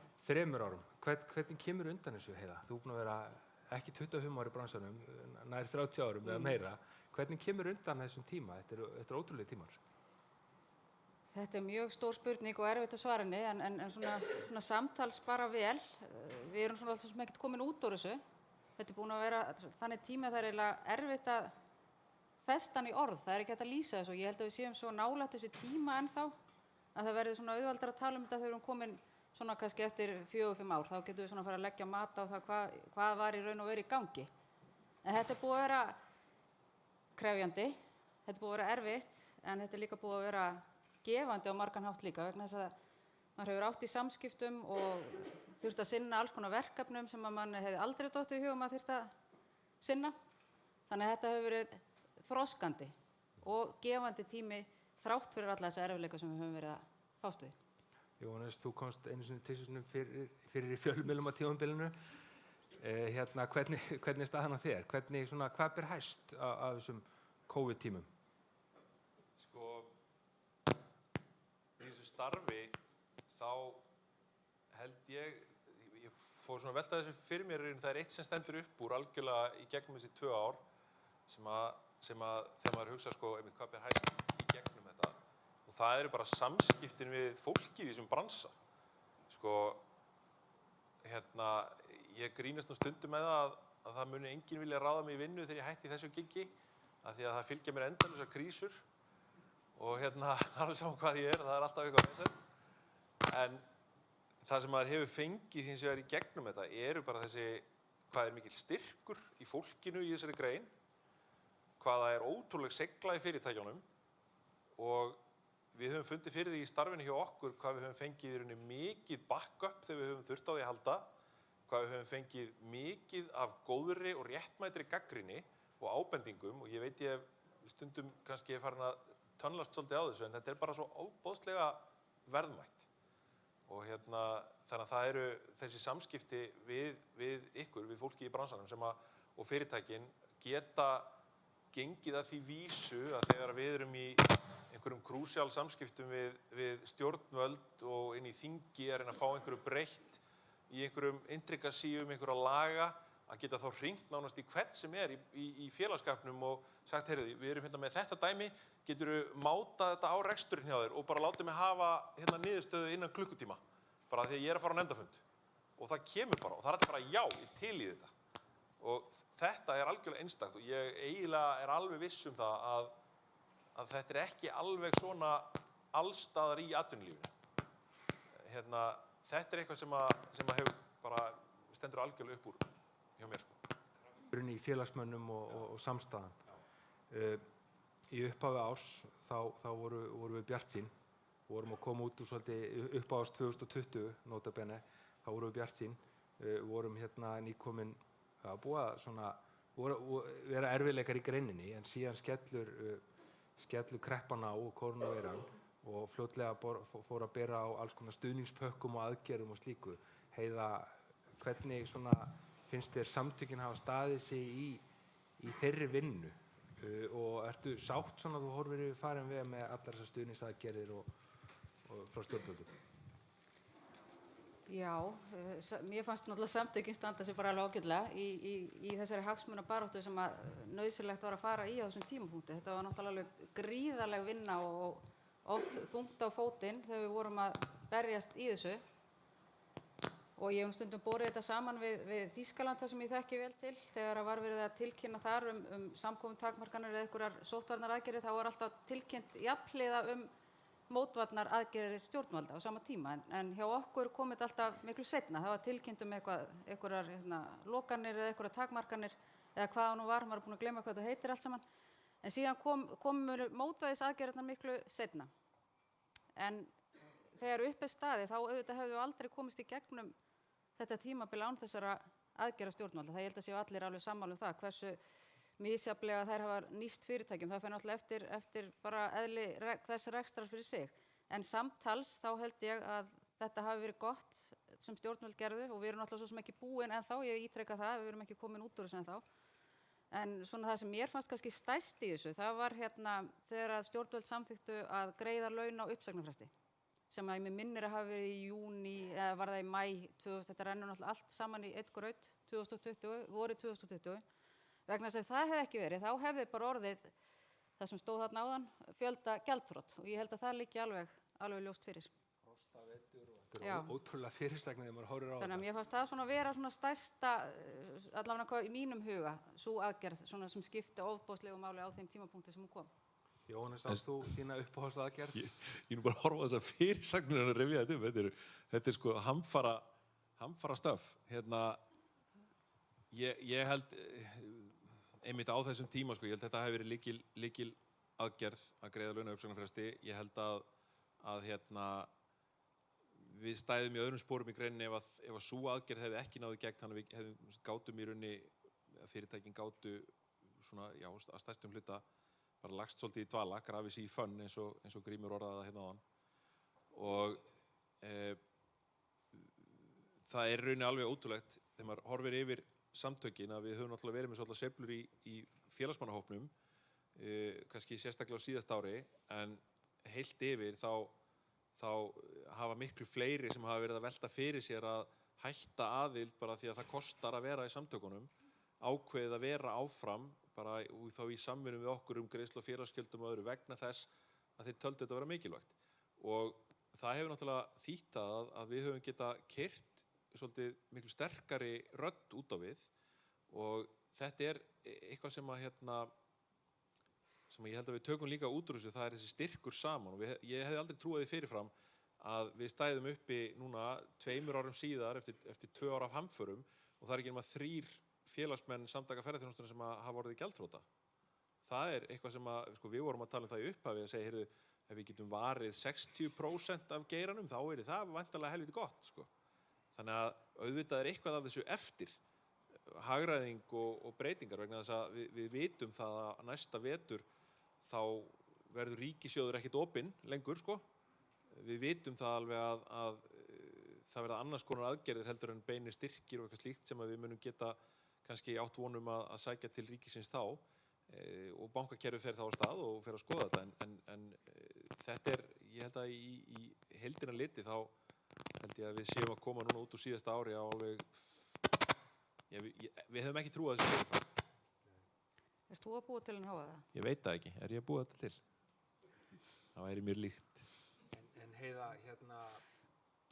það skiptir máli að vera í klúbbi eins og SAF þegar svona bjátar á og þú fannst það og við í samtökunum að félagsmenn leituðu, það var líklega aldrei leitið jafn mikið til samtakana og forystu samtakana eins og þessum tíma.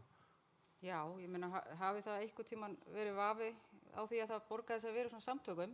Ég meina ég var fyrir mörgum árum, þá tók ég ekkert mikið þátt í starfi SAF og kom svo seinna svona hægt og rólega inn. og eftir að ég tók við formennsku þá sá ég hversu mikið og öflugt starfið á skrifstofunni. Ég bara hafði ekki hugmynd um það. Og mig langar bara að þakka ykkur öllum fyrir það síðustu 4 ár, kæru starfsmenn. Að þetta starf sem fer þarna fram bara algjörlega lífsnauðsynlegt fyrir grein eins og okkar. Og ég tala nú ekki á þessum krísutímum sem við erum búin að ganga í gegnum. Ég býð ekki í það hvernig þetta hefði verið ef við hefum ekki haft sterk samtök á baku okkur. Og það bara alveg hreina sannleikur og beint frá hjartanum mínu. Nú erum við að fara inn í næsta bardaga sem eru kjarasamningar síðar á þessu ári og baráttan byrjuð. Við sjáum það bara í fjölmiðlum og öllum nefndafundum í morgun var verið að tala um kjaramál. Það stóru málin. Á þessum 2 árum, þegar hefur bjátað á í atvinnulífinu og kannski mest í ferðaþjónustunni, þá höfum við verið að sjá hagsmunasamtök, nátengt ferðaþjónustu spretta upp. Hvernig ykkar take á það, svo ég sletti? Er æskilegt að við séum að dreifa kröftunum með þessum hætti? Ég taka þennan. Já. Sko, það getur verið mjög sterkt að vera með út í feltinu einhvern sem að getur talað fastar, hagað sér öðruvísi heldur en við. Við erum sem samtök ferðaþjónustunnar, hluti af samtökum atvinnulífsins, stundum við getum ekki verið, ég líkti þessu, ég man að Kristófer sagði þetta einhvern tímann fyrsta sem ég hitt hann, svona samtök geta verið svona eins og indefense-hópurinn í ferðaþjónustunni, þar að segja verið út á feltinu og verið með læti sem að kannski þeir sem eru meira offisjál geta ekki. Þetta getur alveg verið jákvætt. Hins vegar, eins og ég hef kannski nefnt við alla þá sem hafa verið að stofna svona samtök og ég hef sest niður í kaffispjall með, og við höfum reynt núna nokkrum sinnum á síðasta ári, sérstaklega síðastlið haust, þá stór hættulegt fyrir okkur ef við erum ekki að tala sömu röddu það sem við viljum. Vegna þess að, og ég þekki þetta líka, hafandi setið hinum megin, það svo ótrúlega auðvelt fyrir ríkið að segja, þið verið fyrst að koma ykkur saman hvað þið viljið, annars gerum við ekkert fyrir ykkur. Bara komið aftur þegar þið eru búin að ákveða hvað þið viljið. Og þetta bara raunveruleg hætta.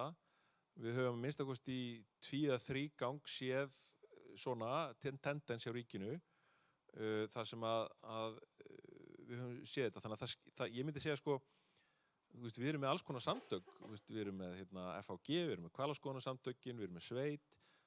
Þetta eru allt saman bara gott og blessað að fólk setja upp samtök og berjist fyrir sínum faghópum. Við erum stór samtök og við erum mjög fjölbreytt og við vitum það alveg öll inni, hagsmunirnir ekkert alltaf eitthvað að falla fullkomlega saman og þannig það bara.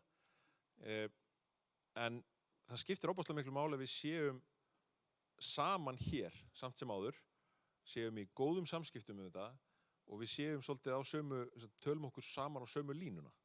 Vegna þess að við höfum heyrt allir með við Heiða núna frá nýjum þingmönnum og nefndaformönnum og slíku, þeim finnst svolítið óþægilegt þegar það að koma inn til dæmis, bara svona þessi sagt í þennan hóp, að því að við erum nú ekkert að senda þetta út til almennings, heldur bara til félagsmanna, að þeim finnst sumum hverjum svolítið óþægilegt að það sé að koma mismunandi umsagnir og kröfur mismunandi hluti frá mismunandi aðilum og þau eru svolítið bara að býta hvað eigum við að gera og það sjáum við akkurat þetta element. Það þýðir ekki að þessi sjónarmið eigi ekki öll rétt á sér, en stundum þarf maður að velja sér orrustur. Já, það náttúrulega í þessu samhengi líka rétt að benda á að allavega í mínum huga þá fara 80–90% hagsmunanna algjörlega saman. Þannig að það mikilvægt að þessi mynduð ein rödd þessa heildarhagsmuni okkar og það náttúrulega það sem að samtök ferðaþjónustunnar leitast við að gera alla daga. Þetta í rauninni alveg eins og það. Við erum í samtökum atvinnulífsins sem svo sem líka alveg bara vert að hrósa hér að því við vorum að tala að okkur hefði gengið svona þokkalega með ákveðna hluti. Bara mikilvægt að komi fram. Við höfum fengið ótrúlega mikinn stuðning frá okkar góðu félögum í samtökum atvinnulífsins. Það bara rétt að þakka Egil Árna og Halldóri Benjamín og þeirra fólki fyrir stuðninginn og skilninginn og lætin sem þau hafa haft uppi gagnvart stjórnkerfinu fyrir okkar hönd með okkur. Það skiptir óbúslega miklu máli. En alveg eins þar, okkar hagsmunir fara ekkert endilega alltaf saman við hagsmuni samtaka iðnaðarins eða sjávarútvegsins eða við getum bara horta á nýlega umræðu meiri orkuvinnslu. Það sem að við og margir aðrir í samtökum atvinnulífsins erum bara ekkert alveg svona með nákvæmlega sömu línu og það þá bara eitthvað sem við verðum að tala okkur saman og finna línuna sem við getum verið svolítið sammála og komið saman sem einn samtök. Þannig að þetta er rauninni alltaf svona þegar menn að vinna saman sömu atvinnugreinarnar eða sömu hagsmunina. Að þetta er skýrsla stjórnar og erum að fara yfir liðið starfsár og liðin starfsár í þessu tilviki, þá gáfu samtök ferðaþjónustunnar út heilmikinn viðspyrnu pakka, aðgerðapakka í aðdraganda síðustu alþingiskosninga. Hvernig finnst ykkur hafa tiltekist og voru hlustunarskilyrði pólitíkurinnar nægilega mikil? Byrja á þér, Heiða. Hlustunarskilyrðin, ég veit það ekki sko, það er náttúrulega, svo sem núverandi ríkisstjórn er svona rétt að komast í gang, myndi ég halda. En við vonum náttúrulega svo sannarlega að þau hlusti og taki eitthvað af þessum frábæru tillögum til sín og framkvæmi þær vegna þess að það er náttúrulega við sem vitum best hvernig er hægt að koma ferðaþjónustunni aftur í gang og hvaða aðferðum er best að beita. En þið voru nú með eitthvað mælingar á þessu, það ekki? Hafið þið eitthvað fundið út úr því?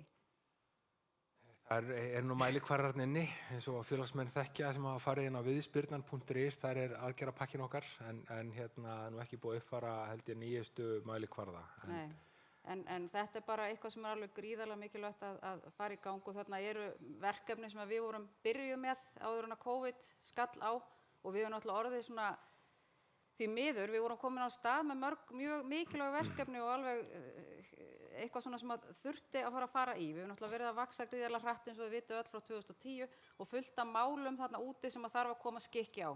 Og við vorum svona komin nokkuð vel í gang með það þegar upphafi árs 2020, en síðan þá hefur náttúrulega ekkert gerst í þessu, hvorki hjá okkur né í pólitíkinni. Þannig að nú liggur á að komast aftur á stað í þetta og þá er þetta viðspyrnuskjal náttúrulega alveg gulls í gildi og við munum náttúrulega nýta það og eins skýrslu sem við höfum sjálf skrifað eða byggum til fyrir COVID.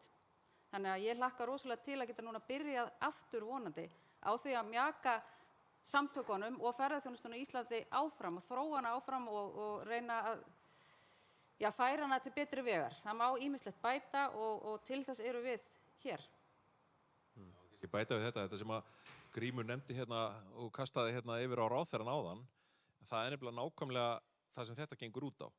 Og það hefur ég ætla bara að leyfa mér að segja það hefur valdið ákveðnum vonbrigðum hvað stjórnvöld hafa verið sein til þótt þau hafi hrósað vegvísinum viðspyrnuna þegar hann kom út og eins og fyrir kosningar allir voru með hann í höndunum og ég hef alveg mætt í viðtöl með þingmönnum sem hafa verið búin að vera með þetta í höndunum og búin að gullmerkja og eitthvað að þá erum við ekki búin að sjá einhverjar meiri háttar breytingar á rekstrarumhverfi fyrirtækjanna. Við erum ekki búin að sjá tillögur að því hvernig eigi að bæta samkeppnishæfni greinarinnar. Við erum ekki búin að sjá mjög mikið af tillögum pikkaðar upp af pólitíkinni og settar í eitthvað farveg í þessum 11 köflum sem þarna koma fram. Og samt eru þetta allt saman hlutir sem að myndu gera eitthvað hluta af því sem að allir hafa verið að tala um, bæði greiningaraðilar, stjórnvöld, Seðlabankinn, alveg saman hvað þú spyrð. Allir segja hröð viðspyrna ferðaþjónustunnar atvið er grundvöllur endurreisnar efnahagslífsins. Það hefur auðvitað ýmislegt gerst sem að talar inn í þetta. En það sem að við hefum kannski viljað sjá væri meira að stjórnvöld tæki upp að fyrirbræða og segja, heyrðu, þið voru með hugmyndir, ef við ekki setjast aðeins yfir þetta og hvað með þessa hvað viljið þið nákvæmlega sjá? Og auðvitað höfum við verið að koma þess á framfæri, en það er kannski því að kenna, það voru kosningar og svo er bara ný ríkisstjórn og hún kom inn á skringilegum tíma og það þarf að klára fjárlög en það er núna 4 ára kjörtímabil framundan þar sem að við myndum gjarnan vilja sjá stjórnvöld taka fastar boltan upp í, það er að nefna svo margt, ég var að tala eftirlit með ólöglegri starfsemi til dæmis. Það voru sett lög til dæmis bara svona eitt, við náðum því fram loksins að það var sett lagaákvæði ólöglegar rútur hér á síðast ári. En það er ekki búið að klára reglugerðina, sem því það eftirlitið eiginlega veit ekkert hvað á að gera við þetta og svo framvegis. Þannig að við vitum að þetta kemur núna inn næsta sumar og það einhvern veginn, við ætlum að halda fundum daginn og löggan hringdi og sagði bara, heyrðu, við vitum eiginlega ekkert hvað við erum að segja þetta. Hvað erum við að segja? Þetta er bara svona eitt dæmi það að það þarf að taka þessa hluti sem að Heiða var að nefna miklu fastari tökum á stjórnvöldum og við erum klárlega til í það samtal núna þó við séum búin að vera á kafi í öðru síðastliðin 2 ára. Þetta er alltaf að byrja aftur og bara eins og þið vitið og ég vonast til þess að bara og við munum reyna að sýna svolítið forystu í því að nýta fagnefndastarfið okkar til þess að keyra þessi mál svolítið fast áfram núna alveg núna út næsta vetur og sjá hvort við náum að áorka einhverju meiru í þessu. Þetta er stöðugur lobbyismi, við þurfum stöðugt að vera á verðinu vegna þess að fyrir nokkrum árum þá vorum við að berast fyrir því og SAF sagði þá opinberlega að við þurfum að fá ráðuneyti ferðamála. Við fengum það reyndar ekki en við fengum 2 skrifborð í ráðuneytinu og titillinn breyttist í ráðherra ferðamála og annað en hún er komin í ráðherra og ferðamál komin út. Þurfum við alltaf að vera á verðinum og stöðugt í atinu og íta á stjórnvöld og pólitíkina? Já. Það er náttúrulega bara hlutverk samtaka eins og okkar að gera það. Og þó að það sjáist ekki allt út á við, þá er verið að vinna alla daga, allan ársins hring, eins og þið vitið náttúrulega miklu betur en ég, í því að verið að vinna semst að hagsmunum greinarins. Það eru ótrúlegustu hlutir sem að eiga sér stað þarna inn á skrifstofunni. Bara það til dæmis að gefa umsagnir lagafrumvörp sem að einhvern nátt snerta ferðaþjónustuna. Það er alveg gríðarlega mikil vinna. Og alls konar fundir, nefndarfundir í Alþingi og mæta þarna og mæta hér og allt tilgangur með þessu öllu er að vernda hagsmuni ferðaþjónustunar. En þetta með ráðuneyti, það er svolítið skipta skoðanir það hvort að þetta skipti einhverju máli. Það eru sumir finnst það alveg lykilatriði að það verði sérstakt ferðaþjónustu ráðuneyti og sérstakur ferðamálaráðherra. Ég var alveg þar fyrir svona 10 árum eða eitthvað. En núna er ég ekki eins viss að það skipti svona gríðarlega miklu máli. Ég held að skrifstofan sjálf og svo starfsemi sem fer fram innan ráðuneyti sem skipti meira máli. Og það er kannski rétt að nefna það líka að þetta hefur náttúrulega gjörbreyst síðustu 10 ár, vægi ferðaþjónustunnar innan stjórnsýslunar. Við verðum bara að viðurkenna það. Þetta var hvorki fugl né fiskur fyrir, ég veit ekki einu sinni hvort það eru 10 ár. Þá var bara enginn að sinna þessu hvergi. Og þessi ferðamálaráðherra var bara på punt og var ekkert að hugsa ferðaþjónustunnar neitt frekar en eitthvað annað. Þannig að þarna hefur orðið mikil breyting á.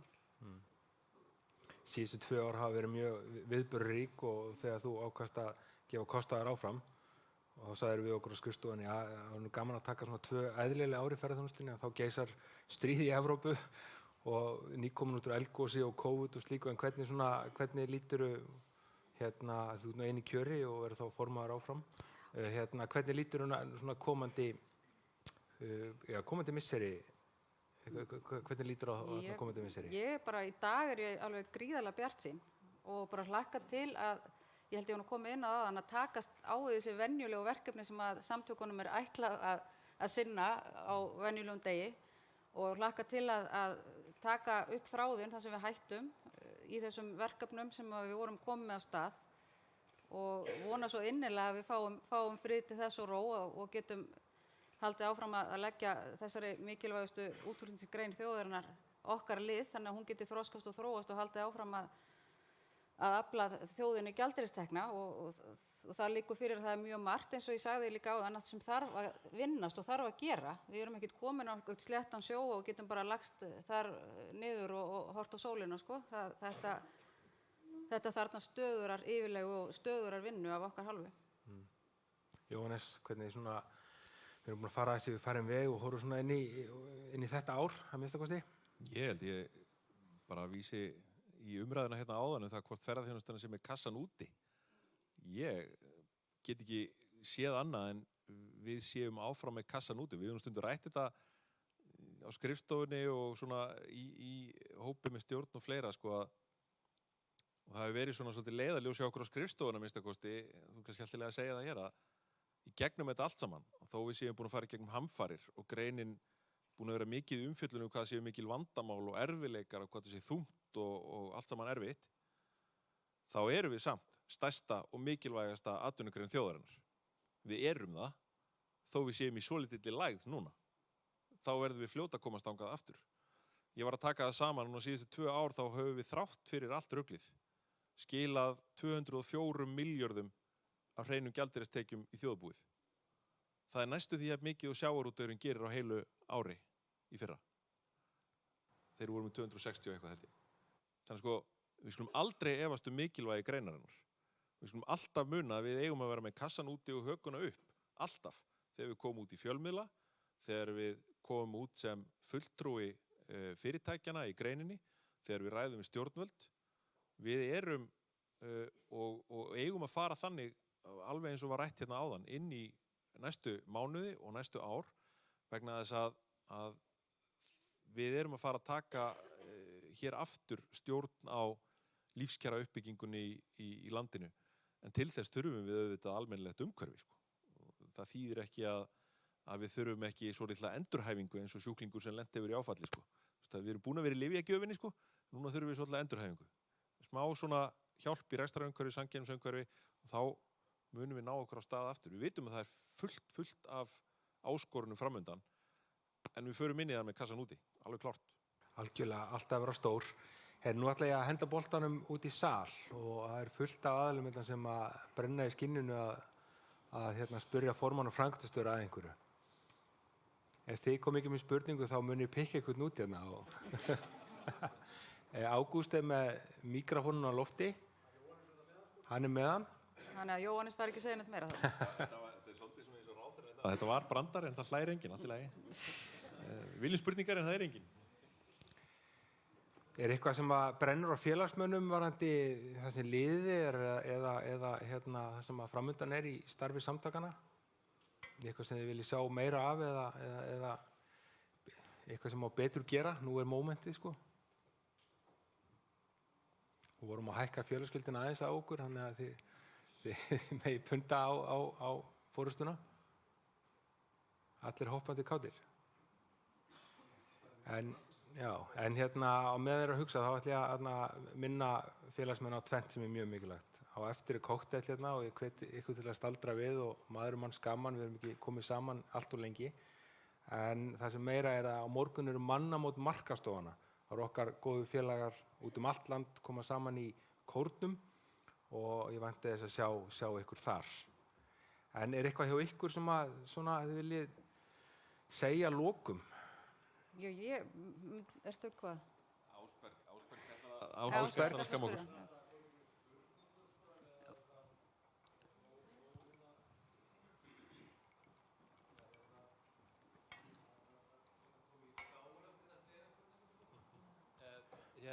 Talandi þessum skuldavanda greinarinnar sem kannski sá, þetta er einn stærsta áskorun núna, ef ekki svo stærsta, going forward.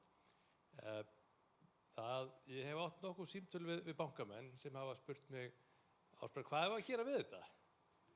Og ég var í skóla með nokkrum. Ég hef bara veltið fyrir mér, hafa samtökin eitthvað reynt að taka þetta samtal við, samtök banka, eða hvernig geta samtökin komið svona samtali af stað, vegna þess að núna segir Lilja að bankarnir þurfa að taka boltan. Ég er ekkert viss að bankarnir gera nema basically það þarf að leggja eitthvað borð til þeirra, sko. En það þarf allan að opna þetta samtal og það sem kemur bara spurningin, hvernig sjáu þið fyrir ykkur að svoleiðis samtal geti átt í stað? Kannski byrjum á Heiðu á meðan mikrofónin er að koma, eða? Við höfum allan tíman meðan á faraldrinum stóð verið í sambandi við bankakerfið og bankastjóra stærstu viðskiptabankana og við vitum það alveg að viljinn til þess að reyna að greiða úr málum sem flestra er til staðar vegna þess að bankarnir kæra sig ekkert það að sitja uppi með 20 eða 100 gjaldþrota ferðaþjónustufyrirtæki eða fasteigna tengdri ferðaþjónustu. Þannig að ég held að þetta samtal hafi verið mjög gott en hins vegar er þetta eitthvað sem við þurfum að halda áfram af því eins og við vitum þá er þess ekki lokið og líklegt að einhvers konar uppgjör fari fram á haustmánuðum en við munum klárlega halda áfram að eiga í þessum samskiptum við viðskiptabankana. Engin spurning. Jóhannes vill kannski bæta ykkur við þetta? Já, kannski bæta tvennu við þetta. Annars vegar varandi, það er nú hæg heimatökin hjá okkur með samtök fjármálafyrirtækja, þau eru bara á sömu hæð við hliðina á okkur og það er töluverður samgangur þar á milli, við röltum þar, höfum oft rölt þar yfir með alls konar mál sem að tengjast allt frá greiðsluþjónustukerfunum og upp í þennan skuldavanda sem að ég hef töluvert rætt við og við rætt við þau og ég við kollega minn þar, Katrínu Júlíusdóttur.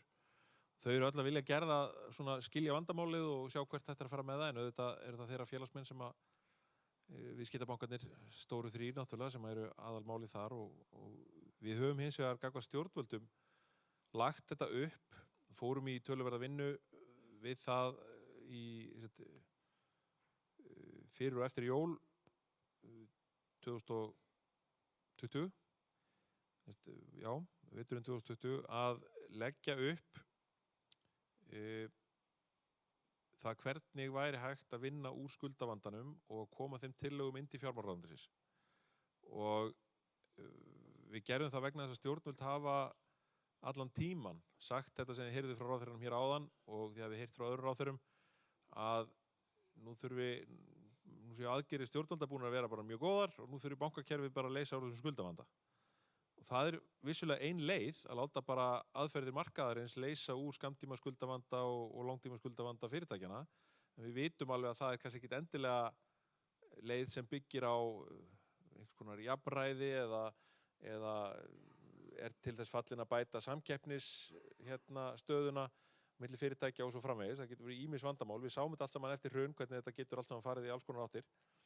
Og þess vegna tókum við okkur saman og fengum meðal annars óformlega aðstoð við það frá samtökum fjármálafyrirtækja sem að hafa þar innan borðs mann sem að bjó nú eiginlega til sumar leiðirnar eftir hrun þess skuldavanda og lögðum upp minnisblað þar sem að við höfum, sem þið hafið heyrt mig segja í fjölmiðlum, að það verði búið til þess að ríkið hafi forgöngu það að draga aðilana að borðinu. Þar að segja bankakerfið, fyrirtækin, kröfuhafana, við erum með alls konar aðila í þessu, það hvernig verði sett upp einhvers konar svona skapalón til þess að leysa úr þessum skuldavanda. Þannig að þetta verði ekki bara einhvern veginn, þannig að verði eitthvað system í galskapnum og þetta er í rauninu, við bentum bara beinlínis á þessa aðferðafræði sem var notuð eftir bankahrunið 2008, kom inn minni mig 2011, vegna þess að það er ekki hægt að taka svona aðferðir fyrir en að það er komin einhver tekjumyndun aftur. Þannig að tíminn er í rauninni núna.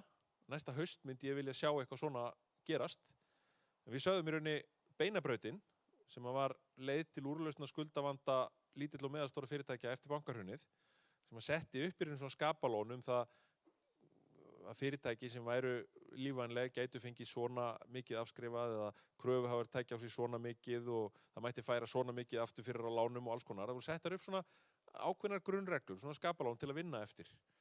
Og það er eiginlega allir, bæði bankarnir, þeir sem fóru í gegnum þetta, kröfuhafar, það er eiginlega allir sammála þetta tókst bara ágætlega. Og það er eiginlega bara hægt að prenta þetta út af heimasíðu Landsbankans og segja bara, heyrðu, skulum gera þetta svona.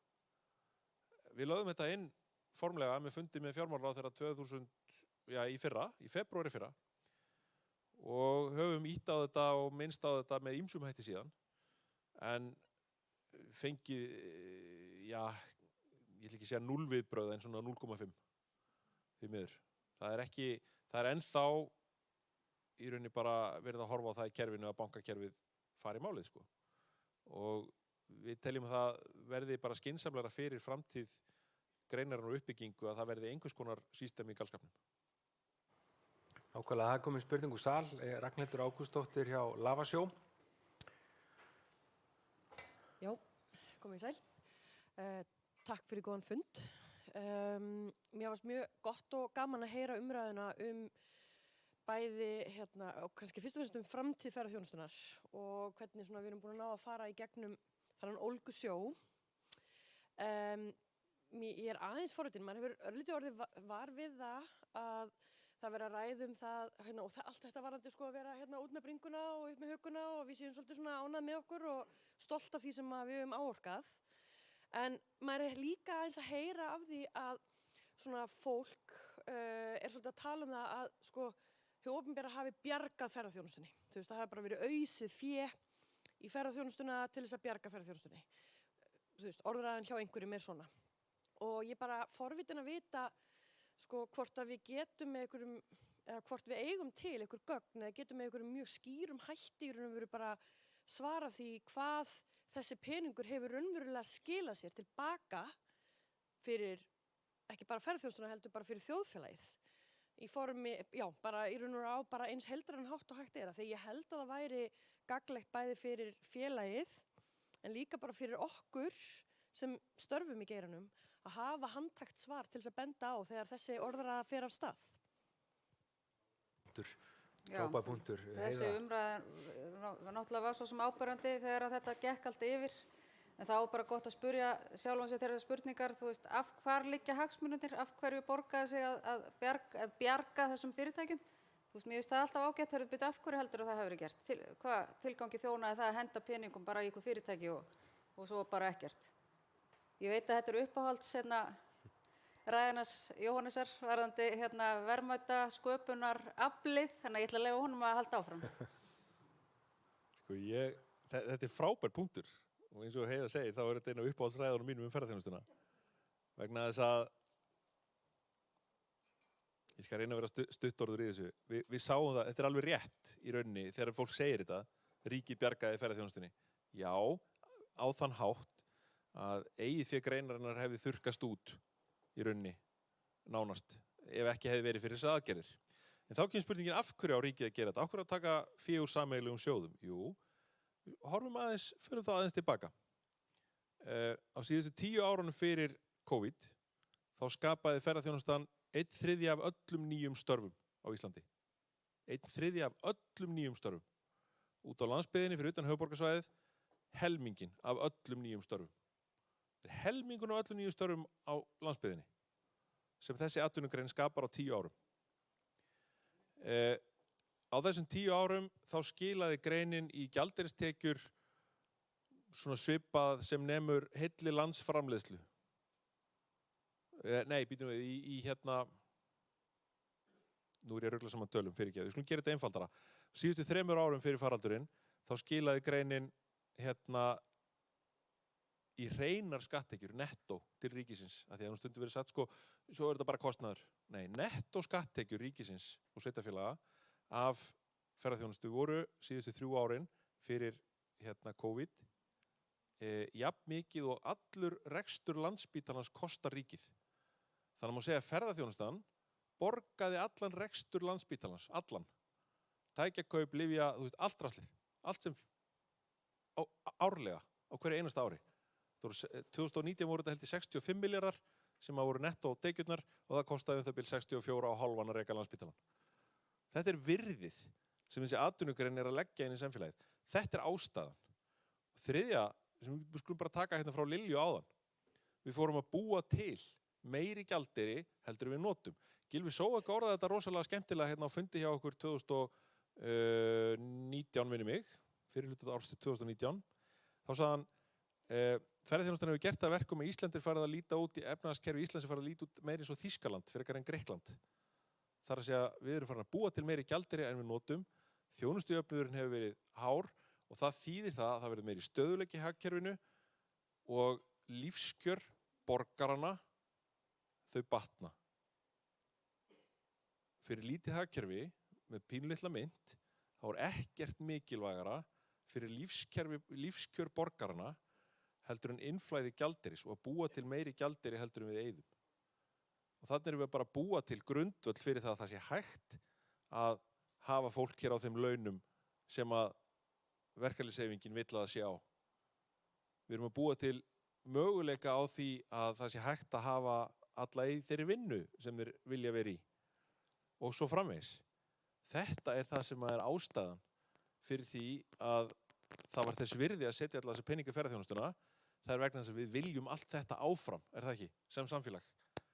Og það er algjörlega ljóst, algjörlega.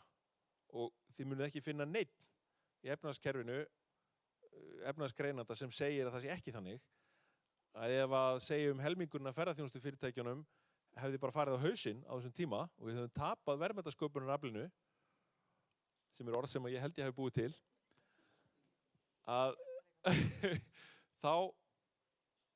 þá væru við að horfa á það að það myndi taka miklu lengri tíma að ná lífskjörum fólks upp, þá væri kostnaður ríkisins miklu meiri vegna þess að það sem gerist í kreppu, og þetta er síðasti punkturinn, það sem gerist í kreppu ef við sjáum fyrir okkur línuritt, er að það hreinur niður, bara þjóðarframleiðslan hún hreinur niður. Og svo tekur hann einhvern tíma að komast aftur upp. Ef það tekur 3 ár, þá er búblan sem er sko inn í línuritinu, fattið hvað ég er að meina? Við skulum lita hana rauða, svo þið sjáu þetta öll fyrir ykkur. Hún verður lítil, ok? Ef þetta tekur lengri tíma, þá stækkar hún alltaf, af því að þá lengist hún einhvern veginn rauðabúblan út í. Og rauðabúblan er kostnaður samfélagsins af kreppunni. Þeim fleiri ferðaþjónustufyrirtæki sem færa á hausinn, þeim minni peningar sem að ríki hefði ákveðið að setja í ferðaþjónustuna núna, þá hefðu þau bara tekið út meiri kostnað seinna. Þetta er ástæðan. Jóhann sem kallaði Jóhanns útskýrari, gamli grunnskólakennarinn fyrir á flug og frábært talsmaður fyrir greinina. En annar góður talsmaður fyrir framkvæmdastjóri SAF, Helga Árnadóttir, nú var þetta framkvæmdastjóri hjá Bláa lóninu, gjörðu svo vel, þú ert næst.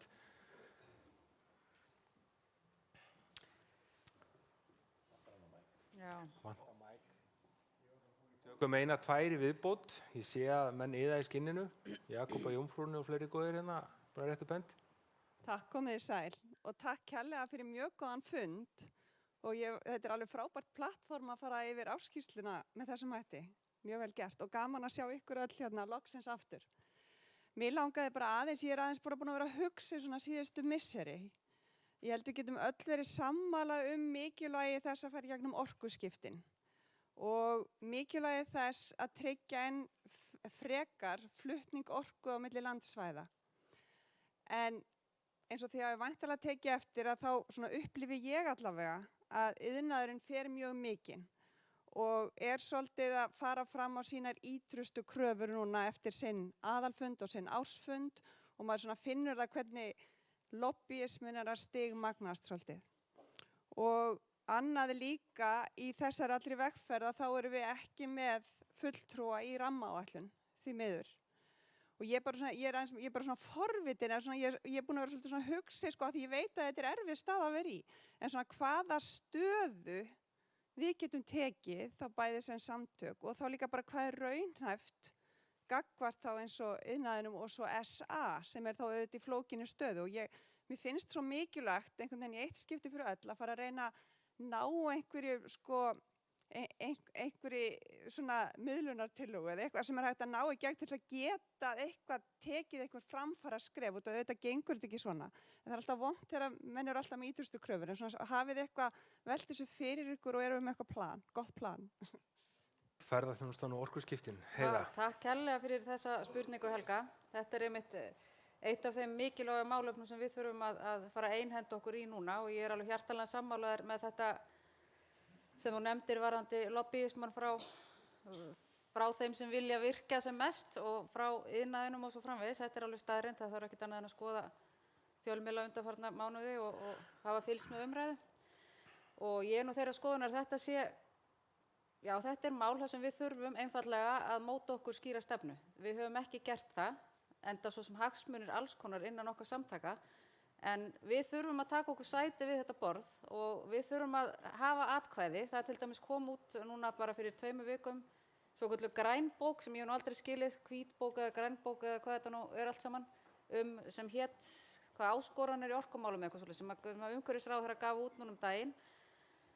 Þið hafið sjálfsagt öll séð þetta, það var slegið upp nokkrum sviðsmyndum, mismunandi orkuþörf og þar af leiðandi virkjanir í samræmi við það, eða orkuöflun. Og þar var fullyrt að það hefði verið haft samráð við hagsmunaaðila og við hins vegar fengum ekki að koma nálægt þessu og ég er mjög ósátt við það að við skildum ekki hafa fengið að taka þátt í þessari vinnu á nokkurn hátt. Það var ekki leitað til okkar einu sinni og ég er bara virkilega óánægð með það. Og það hefur svona styrkt mig í þeirri afstöðu minni að við þurfum núna virkilega að setja okkur hanskana og setjast niður og móta stefnu okkar í þessum málaflokki af því við verðum að hafa stefnu og skoðun á þessu máli. Jóhannes. Já, þetta er nú reyndar bara að summa þetta mjög vel upp. Ég held að það skiptir þarna máli að við erum með innan okkar samtaka og það er akkúrat þessi stefnu. Við þurfum að setjast niður í þetta sem samtök, heildarsamtök. Við getum ekki ýtt því frá okkur að við erum með mikla orkuþörf í geiranum framundan. Við erum með mjög mikið af samgöngum sem á að fara í orkuskipti með. Það þýðir að við þurfum rafmagn. Það þarf að koma einhvers stað frá. Við erum með flug sem er að horfa til þess að fara yfir á elektroeldsneyti. Það þarf rafmagn til að búa það til. Það þarf að koma einhvers stað frá. Þannig að við getum ekki sagt bara þá hvergi að virkja neitt. Og við höfum til þess verið að ræða þetta, þú veist, það fullt af vindorku möguleikum út allt og ég var spurður að því til dæmis á bara nefndafundi hjá Alþingi núna í fyrradag, hvort samtökin hefðu, að því ég var svona bend á að við værum nú kannski ekki óbúslega hrifin af því að vera með virkjanir sem væru ofan í Gullfossi eða við hliðin á Stuðlagili, svona eins og menn eru með áætlanir hér og þar, að þá var ég spurður, mjög eðlileg og góð spurning, já, hafa samtökin þá myndað sér skoðun eða með einhverja svona stefnu það hvar þið mynduð heldur vilja sjá raforkuvinnslu. Og ég var bara að játa, nei, við erum bara ekki búin að setjast niður og fara yfir þetta kort og segja, heyrðu, þetta væri sniðugt að hafa þetta hér en ekki hér. Og þannig að þetta er vinna og ég er algjörlega sammála formanum í því. Þetta er bara vinna sem við þurfum að horfa svolítið stíft í. Þetta er stór áskorun fyrir framtíðina og við erum með atvinnugrein sem byggir bæði á því að vinna með náttúruna og svæði hennar sem komum þeim megin að málinu, en við komum líka hinum megin að málinu þar sem við náttúrulega auðvitað erum bara hluti af orkuþörf til framtíðar. Þannig að þetta er eitthvað það sem við þurfum svona að setjast bara mjög stíft yfir og er eitt af stóru verkefnum held ég núna á næstunni.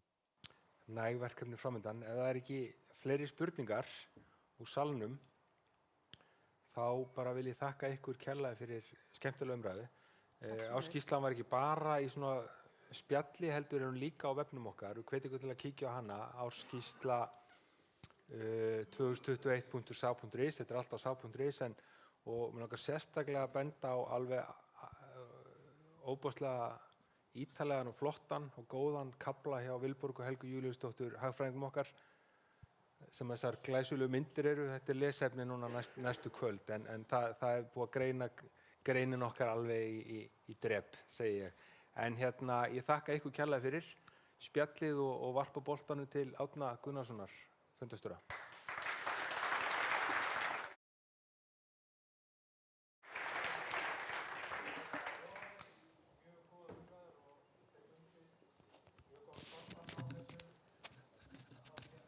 Stjórna með þessum hætti, mjög skemmtilegt, miklu skemmtilega heldur en að halda ræðu eins og einhverju gerði þarna árum áður sem formenn. Þannig að það er komið að það eru 2 liðir eftir á dagskránni og þeir eru niðurstöðu kosninga í stjórn og svo erum við liðin önnur mál. Við ætlum að taka það er verið að ganga frá síðustu tölum í niðurstöðu kosninga, þannig að við ætlum að taka kannski 2 mínútur, er það ekki? 2 mínútur, þar til að það er komið, þannig að þið getur rétt út úr ykkur og svoleiðis, þá til við fáum síðan niðurstöðuna. En það er hún Eva María Þórarinsdóttir Langes, formaður kjörnefndar sem kynni niðurstöðunar eftir að við erum búin að taka okkur smá hlé.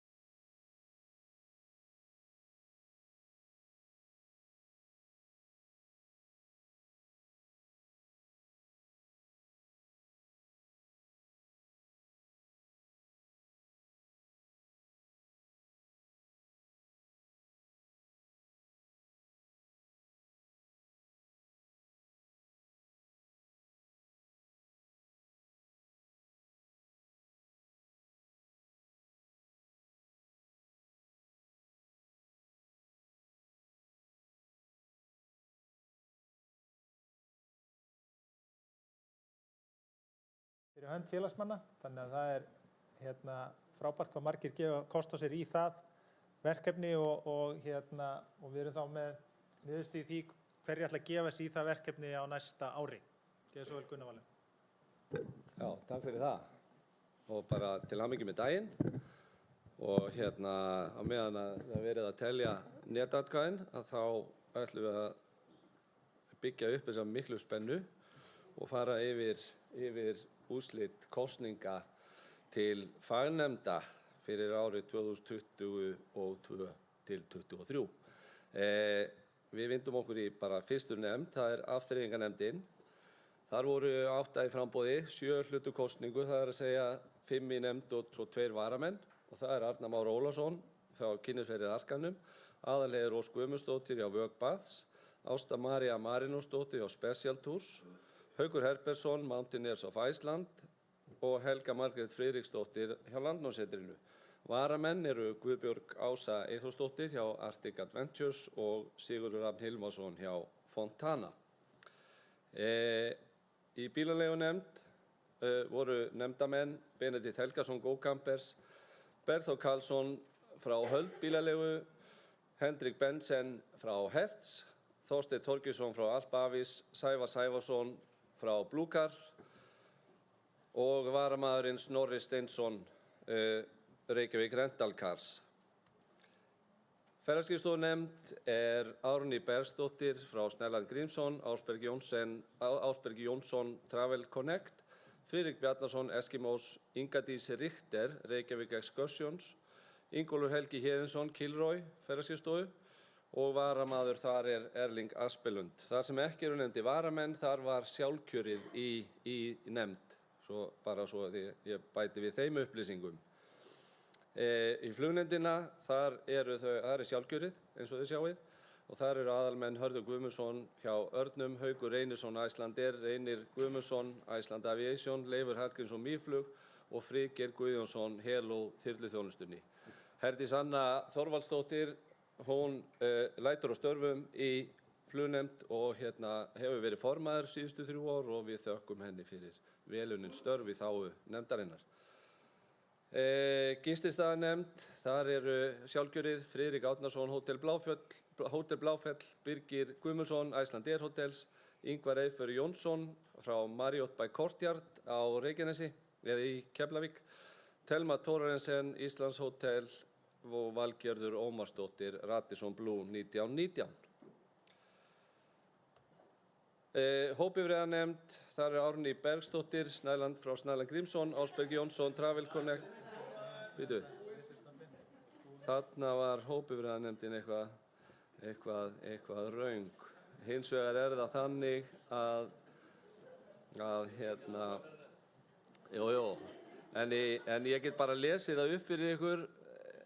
Það er sem sagt Hlynur Snæland, Haraldur Teitsson, Eðvar Þór Eðvarsson, Sævar frá Bus for You, man ekki hvers son ertu Sævar, er hann hérna? Sævar Baldursson, Bus for You og Gunnar Guðmundsson frá SBA. Þetta eru nefndamennirnir í hópbifreiðanefnd, þar var sjálfkjörið.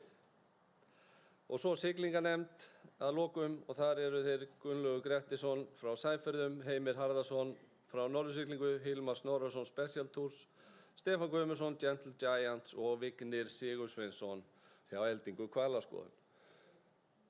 Við förum af stað með nefndastarfið bara von bráðar og ég held að fyrsti fundur hafi þegar verið ákveðið að kalla til hans í næstu viku og höldum þessu mikilvæga starfi áfram og tökum þau mikilvægi málefni sem eru þar til umræðu. Hvað segirðu? Já, og stjórn mun náttúrulega tilnefna fóstra fyrir hverja á eina nefnd af þeim stjórnarmönnum sem að verða í stjórn næsta ári og þeir verða boðaðir á nefndafundi samhliða nefndaboðum. Hvaða nefnd? Þarna kemur hún. Spennan er gífurleg, maður finnur alveg. Þar var kosið og þar niðurstaðan eftirfarandi. Nefndamenn eru Bragi Skaftason hjá 10 Sopum, Friðgeir Ingi Eiríksson hjá Eiríksson Brasserie, Haraldur Jóhann Sæmundsson, Icelandair Hotels, Hrefna Sverrisdóttir, Rock Restaurant og Þráinn Lárusson 701 og varamaður þarna Sævar Karl Kristinsson hjá Íslandshótelum. Þar með þetta upptalið 8 fagnefndir. Við erum líka með nefnd samfélagslega ábyrgð og hún tilnefnd á stjórn og verður þá væntanlega tilnefnd þeir aðilar sem að komi hana núna þegar að ný stjórn hefur störf. En þá held ég að spennan verði aldrei meiri og ég þakka kærlega fyrir mig.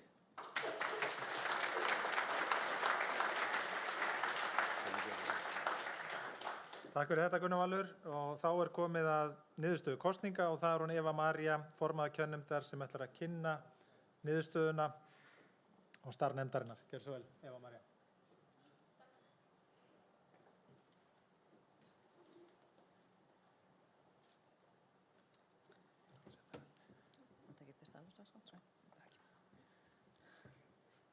Hæ, félagar.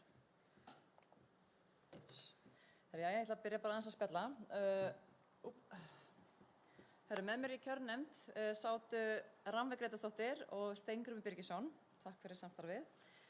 Það var auglýst eftir framboð til formanns SAF og 3 meðstjórnenda til starfsáranna 2022 til 2024, þannig til 2 ára. Við byrjum því að segja frá því að það var 1 framboð sem barst í formannssætið frá Bjarnheiði henni Bjartsínu sem ætlar að taka þátt í næstu 2 árum, vonandi eðlilegri árum og ég legg til að við bara stöndum upp og klöppum fyrir henni.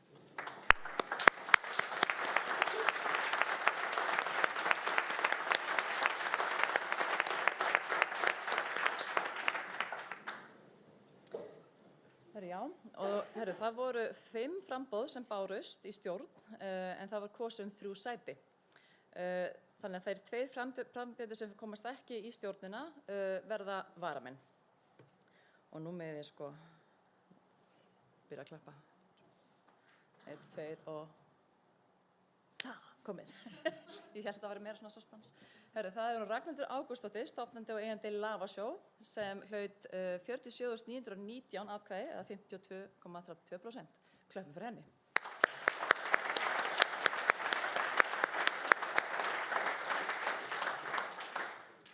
Næst það Sævar Guðjónsson, framkvæmdastjóri ferðaþjónustunnar Mjóeyri við Eskifjörð, 33.698 atkvæði, 36,79%.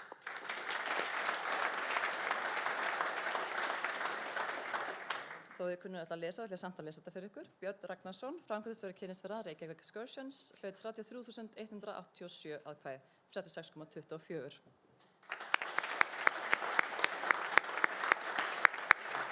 Og þið með sjá heildaatkvæði voru 91.585 en það kjörsókn var 57%.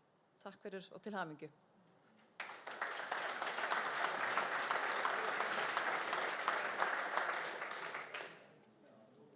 Takk fyrir þetta Eva og ég tek undir hamingjuóskir til stjórnarmanna sem að náðu kjöri og allar sem tóku þátt fyrir að bjóða sig fram því að þetta mikið verk og mikilvægt sem unnið í stjórninni fyrir okkar hönd og ég vil líka þakka Heiðu fyrir að bjóða sig fram til 2 eðlilegra ára, sem það segir. Þá komið að liðnum önnur mál og það ætlar Jóhannes að koma upp og segja nokkur orð. Gjörðu svo vel, Jóhannes. Takk fyrir. Það að venju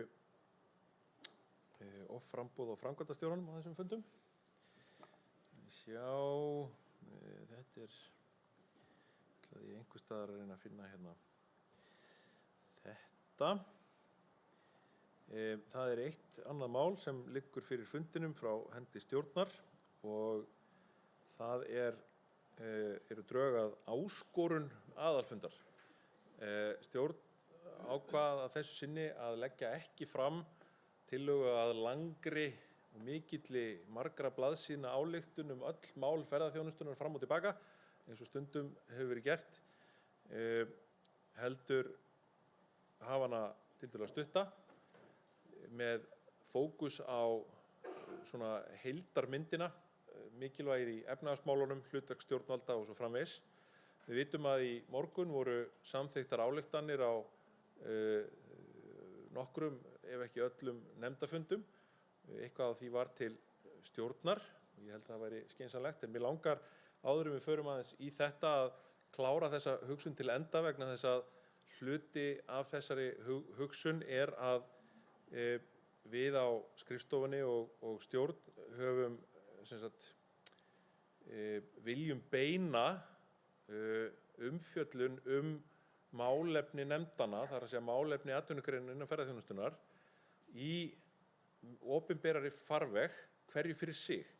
Þar að segja þegar við höfum sendt út svona langar ályktanir, og það er ekki bara hjá okkur, við höfum séð þetta hjá ýmsum félagasamtökum, stjórnmálaflokkum og fleiri, þá birtist það einu sinni og er langt og svona tapast svolítið í umræðunni oft á tíðum. Það sem við viljum gjarnan gera og höfum rætt töluvert og erum að vissu leyti byrjuð að hugsa á skrifstofunni og vinna að fókusera vel í nefndunum nú á næstu mánuðum, næstu vikum og mánuðum, hvaða mál við ætlum að leggja áherslu á sérstaklega og búa til fjölmiðlaplan fyrir þau til þess að fara með þau sérstaklega út á þeim vettvangi, virkja þá fleiri andlit, formenn nefnda og nefndamenn ásamt starfsfólki skrifstofunnar og stjórn og vinna þannig málin út í hina opinberu umræðu, frekar heldur en að svona pakka þessu öllu saman í eina ályktun fyrir stjórn. Þannig verðum við stærri í umræðunni, verðum meira áberandi og náum vonandi meiri árangri. Þannig að það er svona hugsunin á bak við þetta og ég vonast til þess að fá formenn tilvonandi nefnda með okkur í þessa vinnu svona núna fljótlega bara eftir aðalfund. Við erum hins vegar með þessa ágæta texta hér og er ekki við hæfi að þetta sé lesið upp. Fundarstjóri. Þetta heitir það áskorun aðalfundur Samtaka ferðaþjónustu 2022. Aðalfundur Samtaka ferðaþjónustunnar skorar á stjórnvöld að vinna hraðar og markvissar að viðspyrnu ferðaþjónustunnar eftir áföll heimsfaraldursins. Öllum greiningaraðilum í efnahagsmál ber saman að öflug endurreisn íslensks efnahagslífs og takmörkum samfélagslegs kostnaðar eftir kórónuveirufaraldurinn velti á hraðari viðspyrnu ferðaþjónustunnar. SAF minna á að þótt faraldurinn sé í rénun munu rekstraraðilar í ferðaþjónustu áfram þurfa að glíma við alvarlegar afleiðingar hans nokkur ára skeið. Afar mikilvægt er að stjórnvöld hamli ekki viðspyrnu greinarinnar með ótímabærum og vanhugsuðum aðgerðum, auknum álögum og þyngra regluverki, heldur grípi þegar í stað til aðgerða sem styðja við endurreisn og fjárfestingu í atvinnugreininni. SAF minna einnig aðila vinnumarkaðarins á og hið opinbera þá gríðarlega ábyrgð sem fylgir gerð næstu kjarasamninga þar sem ljóst er að svigrúm stærstu útflutningsgreina þjóðarinnar til launahækkana er ekkert. Innistæðulausar launahækkanir og þar með skert alþjóðleg samkeppnishæfni myndu samstundis draga máttinn úr greininni og tefja fyrir endurreisn ferðaþjónustu á Íslandi. Það er lykilþáttur í uppbyggingu lífskjara þjóðarinnar til framtíðar að rekstrarumhverfi ferðaþjónustufyrirtækja og þar með samkeppnishæfni greinarinnar, alþjóðlega og innanlands, verði stórbætt. Allar aðgerðir eða aðgerðaleysi stjórnvalda sem vinna gegn hagfelldara starfsumhverfi greinarinnar, vinna gegn hagvexti og bættum lífskjörum. Hins vegar geta stjórnvöld þegar tekið mikilvæg skref til stuðnings við rekstur fyrirtækjanna. Aðalfundur SAF hvetur stjórnvöld eindregið til að nýta vegvísum viðspyrnu ferðaþjónustu til 2025 sem SAF gaf út í maí 2021 en þar eru lagðar til tillögur í 11 köflum að aðgerðum stjórnvalda sem eru nauðsynlegar til að flýta viðspyrnu greinarinnar, styðja við endurreisn efnahagslífs, stuðla áfram að jákvæðri byggðaþróun og takmarka neikvæð og langvarandi samfélagsleg áhrif faraldursins. Á áratugnum fyrir faraldurinn skapaði ferðaþjónusta helming allra starfa á landsbyggðinni, þriðjung allra nýrra starfa í heild og skilaði samfélaginu jafnvirði alls reksturs Landspítalans á ári í nettó skatttekjum á árunum fyrir faraldurinn. Þrátt fyrir nær algjört hrun ferðaþjónustu í heiminum síðustu 2 ár skilaði ferðaþjónusta á Íslandi samt 204 milljörðum króna í gjaldeyristekjum inn í þjóðarbúið á því tímabili og veitir nú rúmlega 9.000 manns atvinnu allt land þrátt fyrir áfallið. Augljóst hlýtur að teljast að endurreisn stærstu útflutningsgreinar landsins og endurvakning jákvæðs þjónustujöfnuðar, atvinnu- og verðmætasköpunar afls greinarinnar og 100 milljarða tekna samfélagsins á greininni hlýtur að vera algert forgangsverkefni stjórnvalda eftir faraldurinn. Aðalfundur SAF skorar á stjórnvöld að sýna nú þann forgang í verki. Þetta er tillagan og ég legg það þá í hendur fundarstjóra umræður og kosningar hana. Takk fyrir þetta, Jóhannes.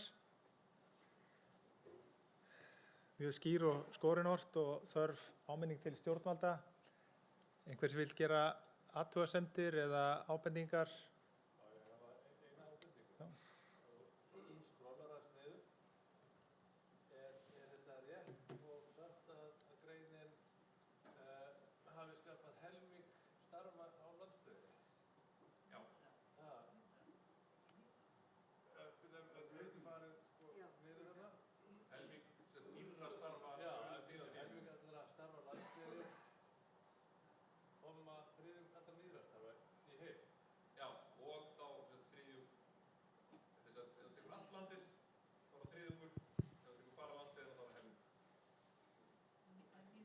Alltaf nýrra starfa.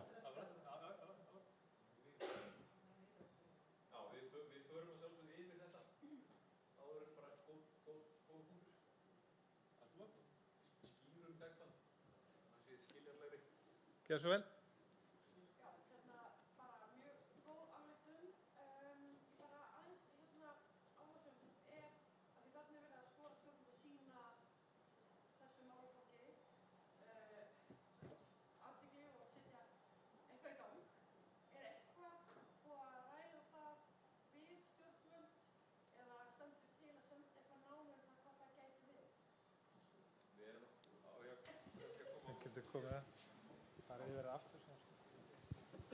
Þegar við erum með útsendingu á fundinum þá þarf þetta vist að fara svona fram. Það eru komnar 2 spurningar, annars vegar varðandi skýringu um fjölda starfa sem hafa verið sköpuð, sem við munum fara yfir og laga textan til. Hins vegar spurningu hvort eitthvað af þessu hafi verið rætt við stjórnvöld. Ég held að í gegnum síðustu 2 ár þá höfum við rætt mikið af þessu. Síðan að viðspyrnuskjalið kom út þá höfum við náttúrulega rætt mjög margt af þessu. Það er samt ekki á þann veg að við séum búin að ræða við stjórnvöld að nú ætlum við að skora á þau, sko. Það er bara, það er full þörf á því að vekja athygli á því að nú þurfum við að spýta í lófana, sko. Það er svona svolítið það sem þetta gengur út á. Við erum svo með fjöldan allan af verkefnum sem að hægt er að þá að breyta upp á eða taka upp samtali við stjórnvöld ef að þau vilja. En það er svona, það er tillögur sem við lagt fram hugsaðar þannig að stjórnvöld geti þá tekið þegar og sagt, heyrðu, ég var að gera eitthvað við þetta og þá setjumst við yfir það saman. Takk fyrir þetta, Jónas. Einhverja frekari athugasemdir eða ábendingar við þessa ályktun? Svo er ekki. Þá förum við nú að líða að því að við förum að komast í veitingarnar. En ég ætla að fela formanni að slíta fundi. Ég þakka fyrir mig hér og ég óska eftir leyfi fundarmanna til að fá að klára fundargerð hér með Aðalheiði í lok fundar, ef einhver athugasemdir við það. Og gef þá Heiði orðið, gjörðu svo vel. Takk fyrir mig.